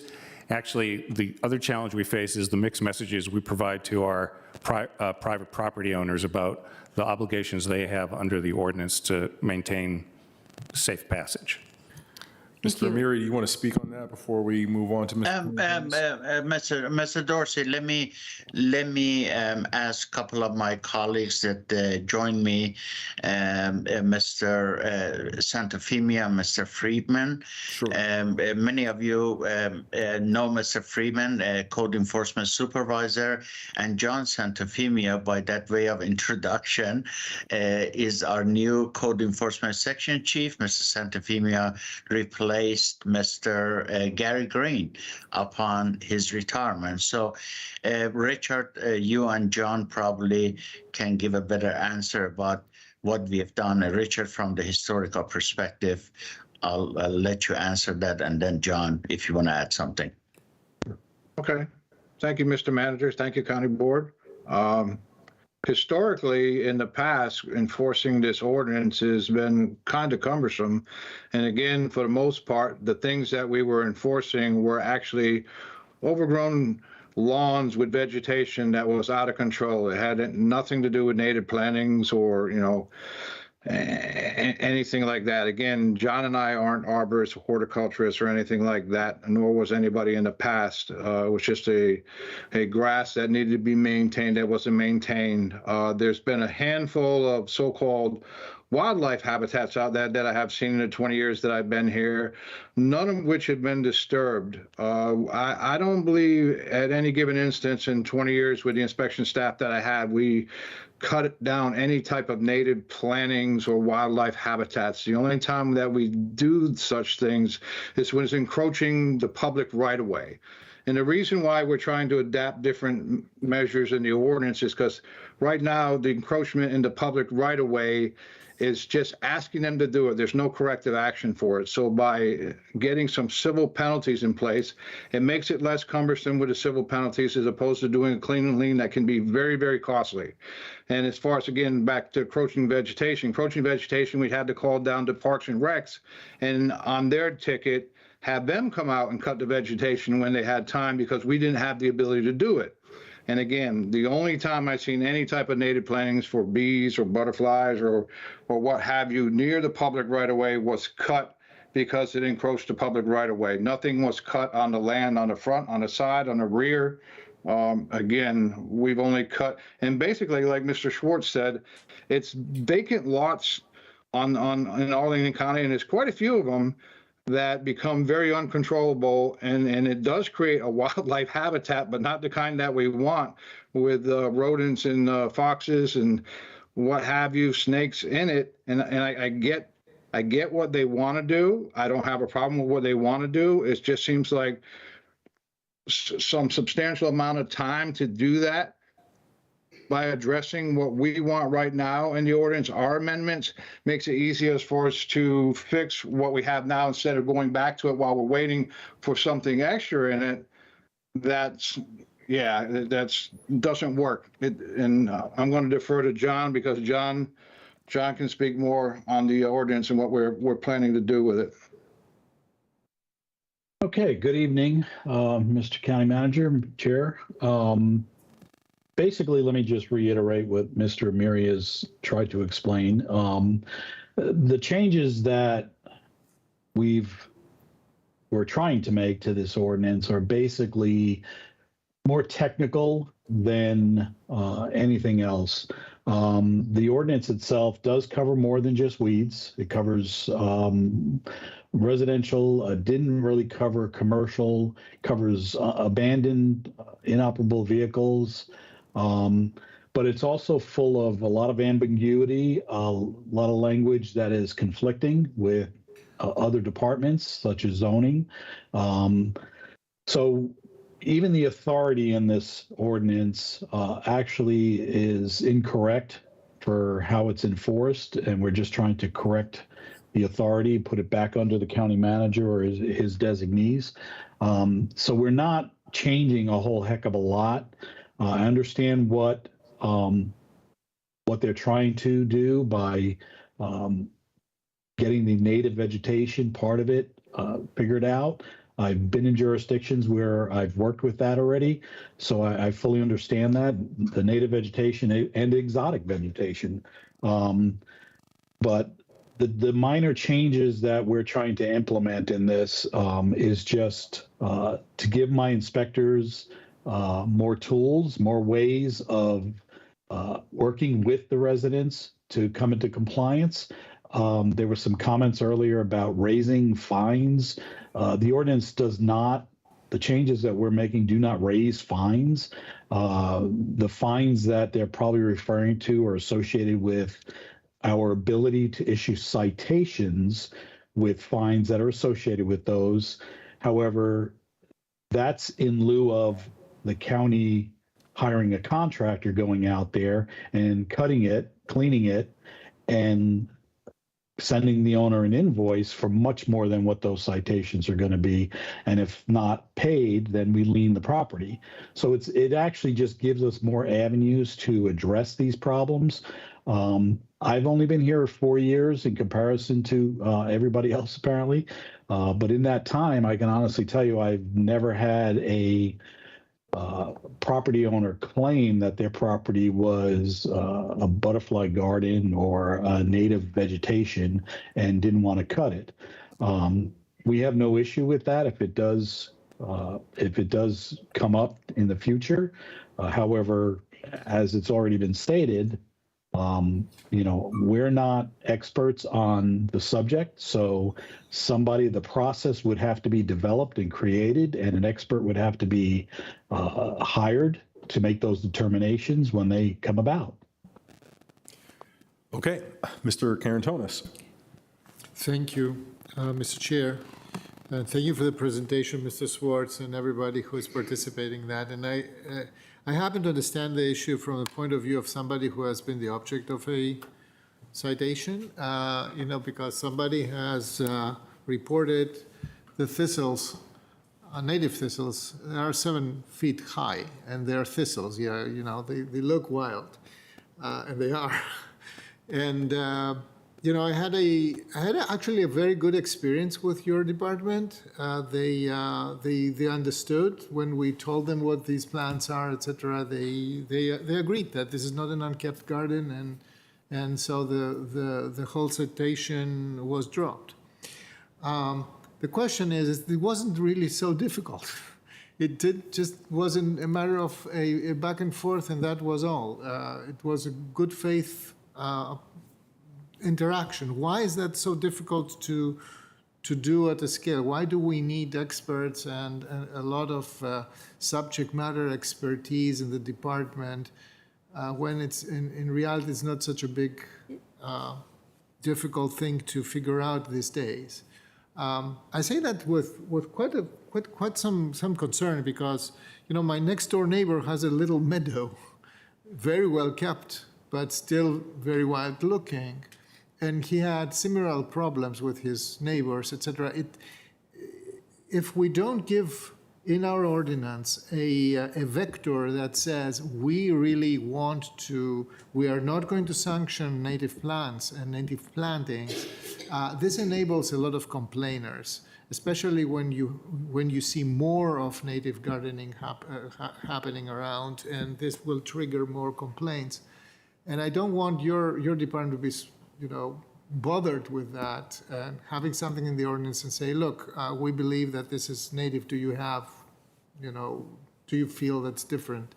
So why is it so difficult to do that? And, you know, to be honest, I'm also a little bit frustrated that in this month, between January and February now, we couldn't integrate any language in this, and we have to defer that to the Natural Resources Protection Plan. Why is it so difficult to do that? Do we really need a super expert, an additional FTE or something to decide these? It is a rhetorical question, but it's really a process question because, you know, they see something, inspectors on site will be used to, they will be schooled to understand the basics, and that's it, right? Right. So I'm way out over my skis on this, but I'll give it a try anyway, which is that I think that the question is going to come down to definitions. And I think that, you know, we've said, for example, the Carantonis thistle incident, that is a situation where I think our staff will exercise the discretion they have right now, and they're not cite you, but we will get into a question about where people have been calling and saying, you know, what is or isn't something that fits into a certain category. And I can't sit here and tell you right now that we have that figured out. I'm not sure it requires an FTE, but it certainly requires definitions and a conversation. So, I mean, I'll try before we leave this, Mr. Carantonis, not to call you out specifically, but what kind of thistle did you have? It was a Virginia thistle. They grow every 2 years, and they grow up to 6 feet. So my size of a plant. They are excellent pollinator plants. The population of bees, we have seen for the very first time in my garden colibris. We had more cardinals now there because they have something to feast on. So this really made a difference in the environment. We have more insects in general. That was really a nice thing. But for some people, this was really extremely offensive to their aesthetics. No, I get it. How do you distinguish the Virginia thistle from like a Canada thistle, for example? I don't know plants, so. Oh, yeah, I learned that. It was not so difficult, though. So it's bigger, the kind of plants, etc. This you can distinguish it from a Scottish thistle, or, you know. Yes, you need to do some due diligence and have maybe a little. So my neighbor has a little book with the native plants, and they have pictures in there. From Mr. Talami, I believe, is the book. So this is a practical guide. I mean, if there is a question about that, we call the master naturalists, and they tell us. But I think that's actually speaking to the question or the concern that you asked rhetorically of Mr. Santafimia. You need to know what you're talking about in order to properly do this. Once you've done that a couple of dozen times, and you begin to actually know 95% of that. Jump in here. Yeah, please, Ms. Crystal. So this is an incredibly worthwhile conversation. I think we often talk about how Arlingtonians come with the same worldview to an issue, but then maybe diverge when it comes to the solution. I think we have two different worldviews here that actually could probably agree on a solution pretty well. This is not the right avenue to get those different worldviews together. And so for me, I guess I would just urge us to, if we are not comfortable passing these amendments until we can have the more fulsome conversation about consistency among our different ordinances, and I think that is a very fair concern to raise, then I think the appropriate thing is to defer this action that's before us until we have some confidence about when that other conversation is going to happen. Trying to resolve at the board level, at this dais, without preparation, without that community conversation, what to add to these technical amendments that will address these bigger issues and both bring into harmony our natural resources goals, encourage the planting of native species, but also recognize the limitations on our inspection services division. That cannot be done from this dais. And so I think maybe my suggestion, lest we literally go in circles on this all night, which I think we could, what happens if we defer this recommendation indefinitely until the manager can come back to us with a specific proposal for when that community dialogue about the balancing both the capabilities of our ISD and our natural resources goals can happen? I assume that question was addressed to this particular manager. Yeah, I think that's right. Right. So, if we deferred this, what would happen is we would be, and I think you heard from Mr. Santafima and Mr. Freeman, we'd be in the same situation we are right now, where there are some things that we can't address very effectively and we address awkwardly. That would continue. And that's not something that I would recommend. I think that we can handle those issues and then deal with the bigger question as soon as we're able to do it. But that is my sentiment, reflecting what staff have told me. And also, this may not be a significant concern. I know this board would be concerned about it, but we do get a lot of calls from people very aggravated over what has happened on vacant lots and impeding the public right-of-way. And the way we deal with it right now through the clean and lean process is excruciatingly difficult and cumbersome and frankly ineffective. So it would just be extending that period of time. Yeah, I agree with that, right? And this is part of the reason I really agree with you, Mr. Manager, in terms of needing to have the community engagement, right? This is why I think it would be a massive mistake for us to, even as expert and as smart as the recommendations that we have from the regional groups about language we could add in, I think it'd be a real mistake for us to do that from the dais, because there needs to be a community dialogue that this board or future boards can point to when someone invariably calls in to complain about what is happening in their neighborhood. There needs to be, I think, the ability of this board, the manager, ISD, to be able to say, you know what, we had a dialogue as a community. There were opportunities to talk about the balance of these two goals, and here was the decision that was reached, not just, well, on a random Tuesday, the board happened to think something was persuasive or not. I guess what I might suggest, though, is this period of awkwardness seems to me is going to continue even if we adopt these amendments, because I think, for example, the period of awkwardness, or the awkwardness that Ms. Haynes described, where the master naturalists are encouraging people to plant natives, but also trying to tell them, be mindful that this ordinance may be able to be used against you because the terms are ill-defined, right? So there's going to be some awkwardness that continues no matter what, I think. Anyway, I'll yield the floor, but I just would urge us to perhaps avoid the temptation that seems to have beset this board, that we can resolve these tensions tonight from this dais. Well, I think people were just asking questions, so I think you've jumped to Conclusions. apocalypse a little bit too early, but So go ahead, what Ms. I- Garvey. If you're enjoying this conversation. No, so I'd like to be, actually, I would like to make a motion, and then I'd like to make some concluding remarks. And actually, this tension and all of this, I actually did kind of want to surface it because it's been under the surface for too long, and now we're going to deal with it. We're not going to do it tonight. No, I didn't want to talk about this forever tonight, but I wanted to get everybody to get it out. It seems, actually, I'll make my remarks now, and then I'll make the motion. One, it's really clear, we're kind of all over the place, and, we're saying there've been policies adopted, there are definitions all over the place, but somehow we can't, we need to work with them, I get that. But all of this work has been done, and yet still we can't do anything. And I think that's because it's probably stovepipe organizations. I think the work that is in here is really important. I absolutely want this motion to pass, because this is a problem that needs to get taken care of.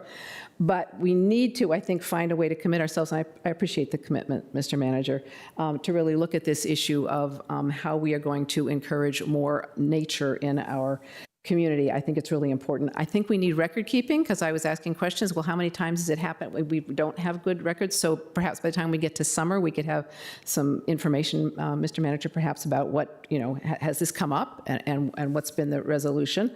I think we really do need to break down some stovepipes, and that's not I'm getting over my skis, Mr. Manager, that's your bailiwick.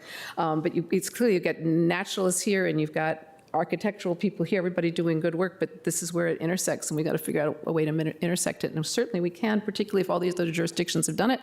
And when it comes to that book with the weeds, the Northern Virginia Regional Commission, that's what a lot of people have adapted. It's a nice, pretty picture book, and you look at the picture and you look at the plant, and you can kind of figure it out. I mean, we got to figure out exactly how. I know it's not that simple, but I will go ahead and make a motion. I hope it passes, and I hope when we come back in the summer with the Forestry and Natural Resources Plan, we'll have this pretty well worked out, or I might be tempted to bring up some other kind of motion that makes us uncomfortable again, but hopefully we'll be set, all right? Fair warning? Can I make a motion? We're good for that? All right. I would like to move that we adopt the county manager's recommendation in the board report dated February 13 to authorize the advertisement of a public hearing by the county board on March 18, 2023, to consider proposed amendments to Chapter 10, Article 2, which is the condition of private property ordinance of the Arlington County Code, to amend and clarify definitions and the civil penalties process. Second. All right, you've already spoken to your motion. Anyone else? I kind of have, Ms. yeah. Crystal? Just a question. Yeah. So you were referencing this summer. So can you say more? So you're thinking pass this now over some of the objections that we've heard from the community, and then if there is not a plan to have that more fulsome conversation about the ordinance amendments to harmonize them with our natural resources goals by the summer, the board might bring this back up on our own motion, or? Yeah, I might just, I'm just saying, I'm not speaking for the board, I'm just speaking for myself. Seems like because it feels like there's an issue that keeps going, we're going to do it now, we're going to do it then, it keeps getting put off and put off and put off, and we've put it off again. Okay. And the summer is several months away, and it feels like there's not that much. So I just sort of saying that if it doesn't get resolved by the summer, I might be interested in bringing it up on my own motion, if I can do it. Like it's gonna But just to be clear, the motion is to adopt the manager's recommendation. Just simply, period. nothing else than that. Okay. Further comments, Mr. DeFerranti? Just to clarify, it seems unlikely that there would be further amendments to this. We've had a long discussion to this in March, based on what you just described, Ms. Garvey. Is that fair? I'm not planning any amendments in March. Got it. Okay. I just wanted to clarify. I'm good with the fines. I'm good with adding a definition. I'm good with being imperfect for 4 months until we get this going. I hear you're wanting fulsome public discussion, but I used to be a city attorney and try to enforce these things, and it drove me crazy. And I also think there's reasonableness here. I think I'm aligned with where you are, Ms. Garvey. If we need to do it on motion in 3 months, I could live with that. I could also live with I don't know if it's legal, but I could also live with a April instead of a March RTA, but we shouldn't do that. So I wanted to at least make clear that I'm good with both fines and an updated definition, which would be imperfect from staff's point of view, but still sort of create the opposite presumption. If you bring an ordinance violation, you have to show that it's not intentional, and that puts it on the commercial property owner or someone else. So I think I'm aligned. I know you're in the middle of voting, but I just wanted to add one thing. Sure. I've been dying Snatching to up into the victory. middle. No, but I was going to say that. Defeating the jaws of victory, right? No. Message received, I think that the one thing is that we would need to have some level of public engagement to come back with some specific language, and I'm committing to doing that. And picking up perhaps on Ms. Crystal's point, the public engagement, as much as we all love each other here, would actually include other people besides those in the room. Absolutely, I think that's fine. And I would just like to say, this has been done there's a lot, I don't think we have to reinvent the wheel. I should also say, I think this is a really important work that's been done here. It needs to be passed. We need to do this. It's just that there's a whole other aspect that just kind of got ignored, and I understand how that happened, and we're now bringing that forward, and we'll committed to take care of it in the near future. All right, I'll turn to Mr. Carantonis for the last word after I give some comments. I found this conversation interesting. Overhanging it, I think, has been lost, really, what the ordinance is trying to do, and I do think that that is important, creating a responsibility for commercial property owners to have the same responsibility with no judgment as to whether or not that's a proper responsibility, there shouldn't be a difference with commercial folks being able to slide. So that is an important step forward. Making sure that we bring this to the area where it can actually be acted upon as opposed to the zoning administrator is not sexy, but for the purposes of well-functioning bureaucracy, it's necessary to do. As to the larger question, I appreciate what has been brought up and about some of the inconsistencies, but I'm not at all convinced that that's actually a problem in actuality. It doesn't appear that from my ride through the county, I see lots of naturally managed landscapes that seem to be quite thriving. And I'm not seeing that those property owners feel under any jeopardy that anything can happen. And in fact, when jeopardy does occur, it's nothing about changing the definitions, whether it's in the ordinance or the policy, that will change that. Your neighbors don't like you, Mr. Karantonis. They're going to be upset with your landscape, regardless of whether or not the code indicates that it is proper or some larger policy document. So I don't think we can actually stop people from complaining. What we can do is have concern over whether or not those complaints result in any actionable jeopardy, and we have not yet been able to determine whether or not that actually happens. Ms. Garvey, I think the point that you brought up earlier, that we actually start collecting some data on complaints and actions, is pretty important to inform this conversation. But I also believe that just because we're bringing up this code section to deal with some very real administrative concerns doesn't mean that we take the policy conversation out of where it naturally best occurs. So it should be a part of the Forest and Natural Resources Plan update. It doesn't get to jump into this conversation. We don't need to think about this like a compact or a constitutional convention that can only be opened up every once in a while if somehow, some way later on, there are some code implications for any policy clarifications that we make that require us to go and redo definitions or redo parts of this ordinance. We can do so without penalty or without cost. And so that would be my druthers, and I'll leave it at that. Mr. Karantonis. Thank you, Mr. Chair. I have to say that first of all, I fully understand, I fully align with the idea that the perfect is the enemy of the good. So I really hope that we would have an incorporation of these of a definition in this iteration of this process, but we don't. Okay, and we are looking forward to have this eventually, Ms. Garvey, when the time comes to look at our natural resources plan, et cetera, where I cannot imagine this plan going through without these kind of definitions and without the amendments and the adaptation of the rest of our policies that go along with that. I disagree, Mr. Dorsey, in one thing. I've lived myself how the ordinance have been used against natural planting, not only mine, but also my neighbors that was actually supported with Arlington County money because it was part of a riparian restoration project. So, and the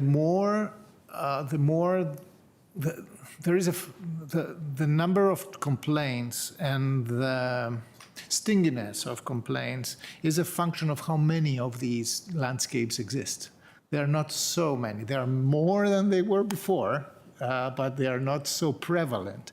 The moment that they become prevalent somewhere, I have seen that with my own eyes, that there is some controversy in the community, and some people think that their property values are affected by that the general appearance of the street, the general appearance of their neighborhood, the character of the neighborhood from a different point of view is affected by that. So I do think that there is a compelling argument to be made that we really need to do the work that other jurisdictions have done and get some useful and enforceable regulations into our ordinance. Now, that said, I understand that summer is coming. May and June are months with, they're tough in terms of growth and overgrowth in commercial properties. I want to not to signal staff that we don't want to be helpful here. So I will support the motion, but I really want to get back and get these definitions in as soon as possible.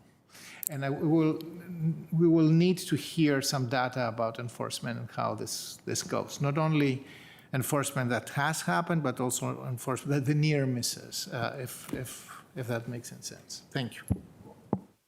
Near misses, is that what you said?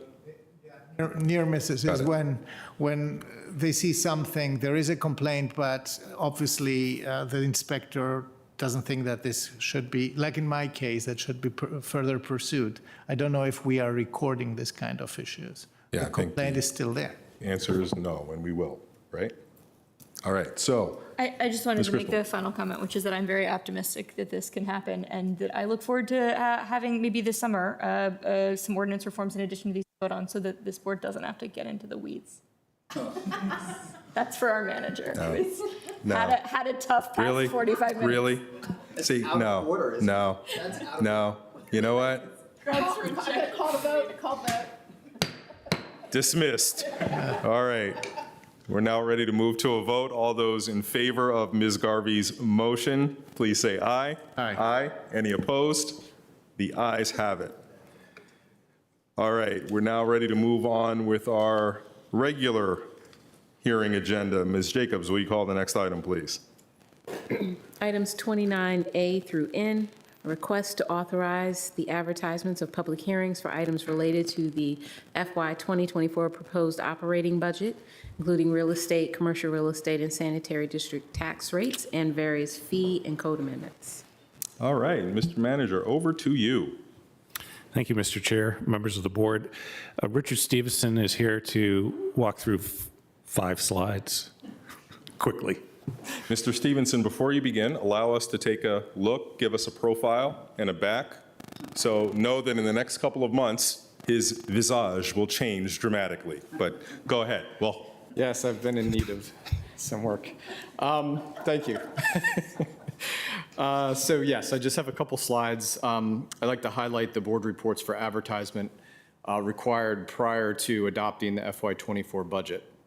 And so the proposed tax advertisements that are included in the manager's budget include the real estate tax rate, the commercial transportation tax, the sanitary district tax, and personal property tax, all at the current rate as adopted in calendar year 22. And in addition, we have 3 business improvement districts, and those also included in the proposed budget are at the current rates. We have a number of fees changes in the proposed budget. The utility fee, the water sewer rate increasing 1.7%. The household solid waste rate, which we will be talking through this budget process, has seen a significant increase in costs. And we'll discuss that at length in the DES work session, but that's a fee increasing just over $100 per year. We have a number of park and recreation fees and fees in CPHD, community housing, and along with environmental services that are going up at an inflationary rate of 5.2%, along with an indirect cost going up or being included in the development fund. Fire and police have some updates to their special event fees, and we'll be discussing, when we talk with economic development, some amendments to the technology zone. As we discussed last Saturday when the manager proposed the budget, this is the impact to, I'll say, a typical property owner that includes real estate taxes, personal property taxes, the refuse fee, and water sewer. So you can see for this particular property owner, taxes and fees with the assessment change that we saw this January would go up $454 or 4% over the current year's budget. And our calendar, we proposed on February 18th on Saturday. Today is the 21st for advertisement of tax rates. The schools will propose their budget this Thursday. And then from the end of February through April, we'll have a number of work sessions with you, with departments coming in and discussing the details of their individual departmental budgets. We'll have 2 hearings, one on March 28th and one on the 30th, for the public to come in and discuss their support or concerns with the manager's proposed budget, and then budget adoption on April 22nd with the budget beginning on July 1st. Specific to the work sessions with you, we start off next Tuesday with the courts and constitutionals coming in, followed by environmental services and human services, and you can see the rest of the work sessions as we move through the budget process. So with that, that's a summary of what the manager has included in his proposed budget, and I believe you have a number of board reports in front of you that encapsulate the summary I've just made. So I'll turn it over to you, Mr. Chair. Very efficiently done. Thank you, Mr. Stevenson. Ms. Jacobs, do we have any public speakers? We do not have any public speakers. Wow. Shocking. Discussion is now with the county board. Does the board have any questions at this point in time before we move into setting our advertisements? All right, I will start us off. And I'd like to move that the county board adopt the county manager's recommendations in Board Report 29A with the following details filled out. That one, we advertise a public hearing on March 30th, 2023 to consider a calendar year 2023 base real estate tax rate of $1.01 per $100 of assessed value using the attached advertisement. That's attachment 4. And at 2, we advertise a public hearing on March 30th, 2023 to consider the calendar year 2023 commercial real estate tax for transportation initiatives at the current rate of 12.5 cents per $100 using the attached advertisement attachment 4. And at 3, we advertise a public hearing on March 30th to consider the calendar year 2023 sanitary district tax for stormwater management at the current rate of 1.7 cents per $100 of assessed value using the attached advertisement, which is attachment 4. Is there a second? Seconded by Mr. DeFerranti. I'll speak briefly to it. This keeps the real estate tax rate at its current levels that they currently are for this fiscal year, proposes to keep the outer bounds of it to the same for next fiscal year, meaning that we can adopt a tax rate no higher than what was just offered via the motion. Any further discussion? All those in favor, say aye. Aye. Any opposed? The ayes have it. I'd like to also move County Manager's recommendation contained in Board Report 29B, dated the 16th of February, 2023, and that is to advertise a public hearing on March 30th to consider a general personal property tax rate of $5 per $100 of assessed value and a personal property tax rate of $1 and 1.3 cents per $100 of assessed value for public service corporations using the attached resolution attachment 1. Seconded by Mr. DeFerranti. Is there any further discussion? Keeping, again, I'll just say, keeping the rates the same. No drama here. No further discussion. All those in favor say aye. Aye. Any opposed? The ayes have it. For the next tranche, I'd like to recognize Mr. Karantonis. Thank you, Mr. Chair. This is the, I would like to move the county manager's recommendation to advertise for a public hearing on March 30th, 2023 to consider a proposed calendar year 2023 tax rate for the Ballston Business Improvement Service District, Ballston BID, not to exceed $0.045 per $100 using the resolution shown as Amendment 1 of the staff report. This essentially keeps the district at the same level of funding with a slight $45,000 more appropriation because of the increase. This is basically keeping that flat. Second. All right. Would you like to explain any more? No. All right. Any further discussion? All those in favor, say aye. Aye. Aye. Any opposed? The ayes have it. I will further move the county manager's recommendation to advertise for a public meeting. This is item D, as in Denmark. Advertise for a public hearing on March 30th, 2023 to consider a proposed calendar year 2023 tax rate for the National Landing Business Improvement District of $0.043 per $100 of assessed value. That is in addition to the current real estate rate, using the resolution shown as Amendment 1 of the staff report, and my comments to that would be the same like the previous one. So moved and seconded. Comments the same. Any further discussion? All those in favor, say aye. Aye. Any opposed? The ayes have it. And finally, our third, the motion to the tax rate that supports our third business improvement district and all this business improvement district is I move the county manager's recommendation to advertise for a public hearing on March 30th, 2023 to consider a proposed calendar year 2023 tax rate for the Roslyn Business Improvement Service District, Roslyn BID, of $0.078 per $100 of assessed value. That is in addition to the current real estate rate, using the resolution of the staff report. Seconded by Ms. Garvey. Any further discussion? All those in favor say aye. Aye. Aye. Any opposed? The ayes have it. Thank you, Mr. Karantonis. Moving next, Ms. Garvey. Thank you, Mr. Chair. I think if it's increases, I have the drama for tonight.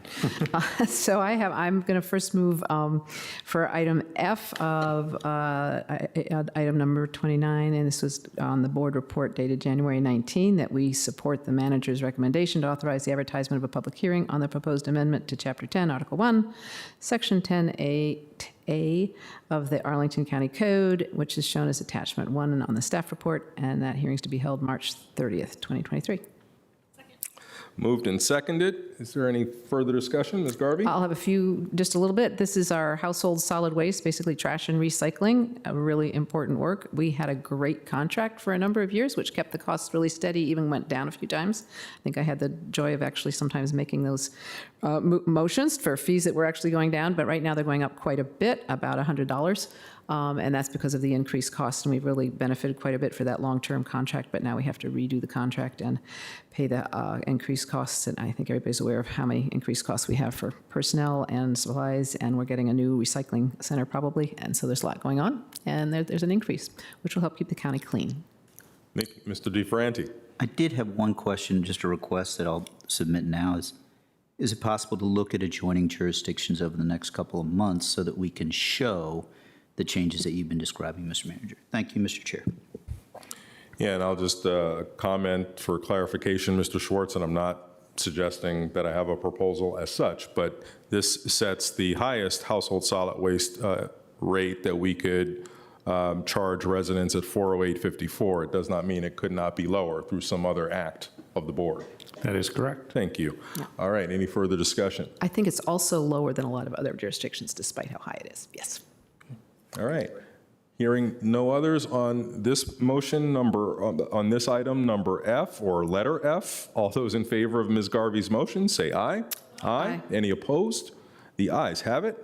Moving on. All right, thank you, Mr. Chair. I would like to, for item 29G, move that we adopt the county manager's recommendation to authorize advertisement of public hearing to be held March 30th, 2023, to consider a proposed amendment to Chapter 26, Article 1 of the Arlington County Code, which is the Utilities Ordinance, Attachment 1 to the board report dated February 14th, and this is to increase the water and sewer rates effective July 1, 2023.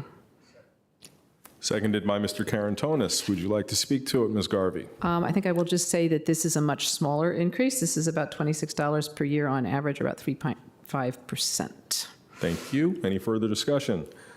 Seeing none, all those in favor, say aye. Aye. Aye. Any opposed? The ayes have it. One more fee item. This is number 29H, and here I move that the board adopt the county manager's recommendation to authorize advertisement of a public hearing to be held again on March 30th, 2023, to consider proposed amendments to Chapter 26, this is the utilities, to Article 1, Section 26-11 and Section 26-12 of the Arlington County Code, and Attachment 1 to the board report dated February 7, to increase the infrastructure availability fees and meter installation charges effective July 1, 2023.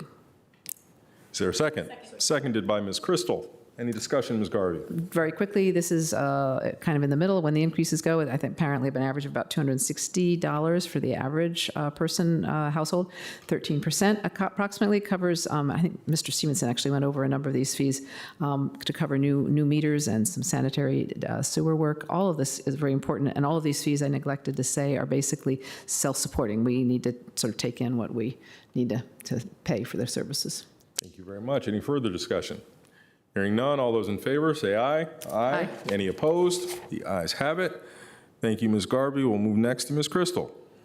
All right, I first move that we authorize advertisements of the resolution attached to board reports dated January 19 regarding the creation of a stormwater utility and a utility credit program effective January 1st of calendar 2024. Is there a second? Second. Seconded by Mr. DeFerranti. Ms. Crystal. So this is about effectuating the advance notice that we talked about a lot. We spoke about the new stormwater utility system that we discussed at our work session on the 31st. This is I would say right in the middle step, actually, in terms of public engagement on this major change for how we fund and finance our stormwater infrastructure. And for those who would like to catch up on some of that conversation, we can encourage them to do that by searching stormwater utility at arlingtonva.us. I suspect we'll also talk a little more about that during the budget process, too. Excellent. Thank you. Any further discussion? Hearing none, all those in favor, please say aye. Aye. Any opposed? The ayes have it. Great. Continue. The next item is regarding public hearings for DES development fees. So I move that we authorize public hearings for consideration of, first, an increase in DES development fees regarding street development and construction, erosion, and sediment control for the Chesapeake Bay preservation, and 2, to amend, reenact, and recodify sections 23-11 subsection A of the county code to move the fees related to plat review and public bond administration to the DES fee schedule and increase the fees. And in both cases, to advertise increases in the fees by an inflationary indicator of 5.2%. Both effective July 1st of 2023. The specific actions for advertisement in this motion could be found in attachment A and B of the staff report dated January 19. Mr. DeFerranti, did I hear you make a second? Yes. All right, moved and seconded. Is there any further discussion? Despite the lengthy motion, this is I think, relatively straightforward one. They are associated with partial cost recovery for plan and permit review. Thank you so much. Any further discussion? Hearing none. All those in favor, please say aye. Aye. Aye. Any opposed? The ayes have it. And one more for you, Ms. Crystal. Indeed, I move that we authorize the advertisement of, a little different, a public hearing by the Planning Commission on March 6th of 2023, as well as by the County Board on March 30th of 2023, for an inflationary increase of 5.2%, an increase to the indirect cost surcharge associated with inspection services fees of 6%, the establishment of an indirect cost surcharge associated with zoning fees of 21%, and technical corrections associated with plumbing fees and fee exemptions. Is there a second? Seconded by Mr. DeFerranti again. Would you like to speak to it, Ms. Crystal? Sure. These are fees associated with the CPHD Development Fund, as well as CPHD planning fees and DES development specific fees. Importantly, these are not covered, not supported by the general fund. So these are fees, the increases here are about ensuring that these enterprise funds can continue to cover their own inflationary costs and are not supported by general taxpayers. All right. Any further discussion? Hearing none, all those in favor, please say aye. Aye. Any opposed? The ayes have it. All right, batting fifth and cleanup, it's Matt DeFerranti. Thank you, Mr. Chair. So I've got the Department of Parks and Recreation fees, so I move that we authorize the county manager's recommendation, the advertisement of a public hearing to be held on March 30th, 2023 for consideration of the fiscal year 2024 DPR program services and membership fees as shown in the attachment. With such fees subject to administration by subject to adjustment by up to 5% from the listed amounts as a result of budget deliberations, including any public feedback. Is there a second? Seconded by Ms. Garvey? No, Mr. Karantonis. All right, thank you. Would you like to speak to it, Mr. DeFerranti? Sure. There's actually a number of new program fees because of new programs that the Department of Parks and Recreation is putting forward. And there's also an effort to adjust for the inflationary pressures we've been seeing, as well as there are waivers, and more than 2,400, I believe, waivers for our residents with a little less income. So that sums it up. Thanks. Thank you so much. Any further discussion? All right, we'll now move to a vote on the motion. All those in favor, please say aye. Aye. Any opposed? The ayes have it. Thank you. Please continue. M is the fire department has actually, I'll move the county manager's recommendation that we authorize the advertisement of a public hearing to be held March 30th, 2023 for consideration of the publication of the fire department's special events fee schedule. All right, is there a second? Seconded by Ms. Garvey. Mr. DeFranti, would you like to speak to this? Very briefly, the fire department has not previously published these fees, so this is good governance just to provide some notice to people and some consistency in the public realm. Thank you so much. Is there any further discussion? Hearing none. All those in favor, please say aye. Aye. Any opposed? Ayes have it. And Mr. DeFranti, take us home. Sure. Item letter N is concerns the police department. I move that we authorize the advertisement of a public hearing to be held on March 30th, 2023 to consider setting police department fees related to off-duty details, including but not limited to special events effective July 1st, 2023. Is there a second? Seconded by Ms. Garvey. Mr. DeFranti, any further conversation? Just, this is an adjustment, an increase in off-duty compensation from, I believe, $50 to $75. And I'm hoping that DMF will correct me if that's incorrect. But with all the strains on our police department, if you're going to do off-duty, this is an instance where we can standardize and further ensure that off-duty events are compensated well. So. All right, thank you. And is there any further discussion? Hearing none. All those in favor of Mr. DeFranti's final motion, please say aye. Aye. Any opposed? The ayes have it. Do we have a second on that one? Ms. Garvey. Ms. Garvey, got it, thanks. Yeah. All right. So thank you, colleagues. We have now dispensed, hopefully successfully, with items 29A through N. Head nod, beautiful. Nicely done, everyone. I now have one other item that I would like to bring up, and it is a motion to adopt an opioid settlement resolution. And so this resolution of the board will approve the county's participation in the proposed settlement of opioid-related claims against Teva, Allergan, Walmart, Walgreens, CVS, and their related corporate entities, and direct the county attorney and/or county's outside counsel to execute the documents necessary to effectuate the county's participation in the aforementioned settlements. Is there a second? Second. Seconded by Ms. Crystal. I think the motion to adopt the resolution pretty much said what this is all about, so I'll leave it at that. Is there any further discussion? Hearing none, all those in favor of this motion, please say aye. Aye. Aye. Any opposed? The ayes have it, 5-0. Ms. Jacobs, do we have any other items to come before the board? No, we do not. We do not. And seeing that there is no other interest in speaking, and without objection, the board is now adjourned. We'll see everyone next on February 28th for our first budget work session on our courts and constitutional offices. Good night, everyone. What'd I say? 8:30? You said 8:30? All right.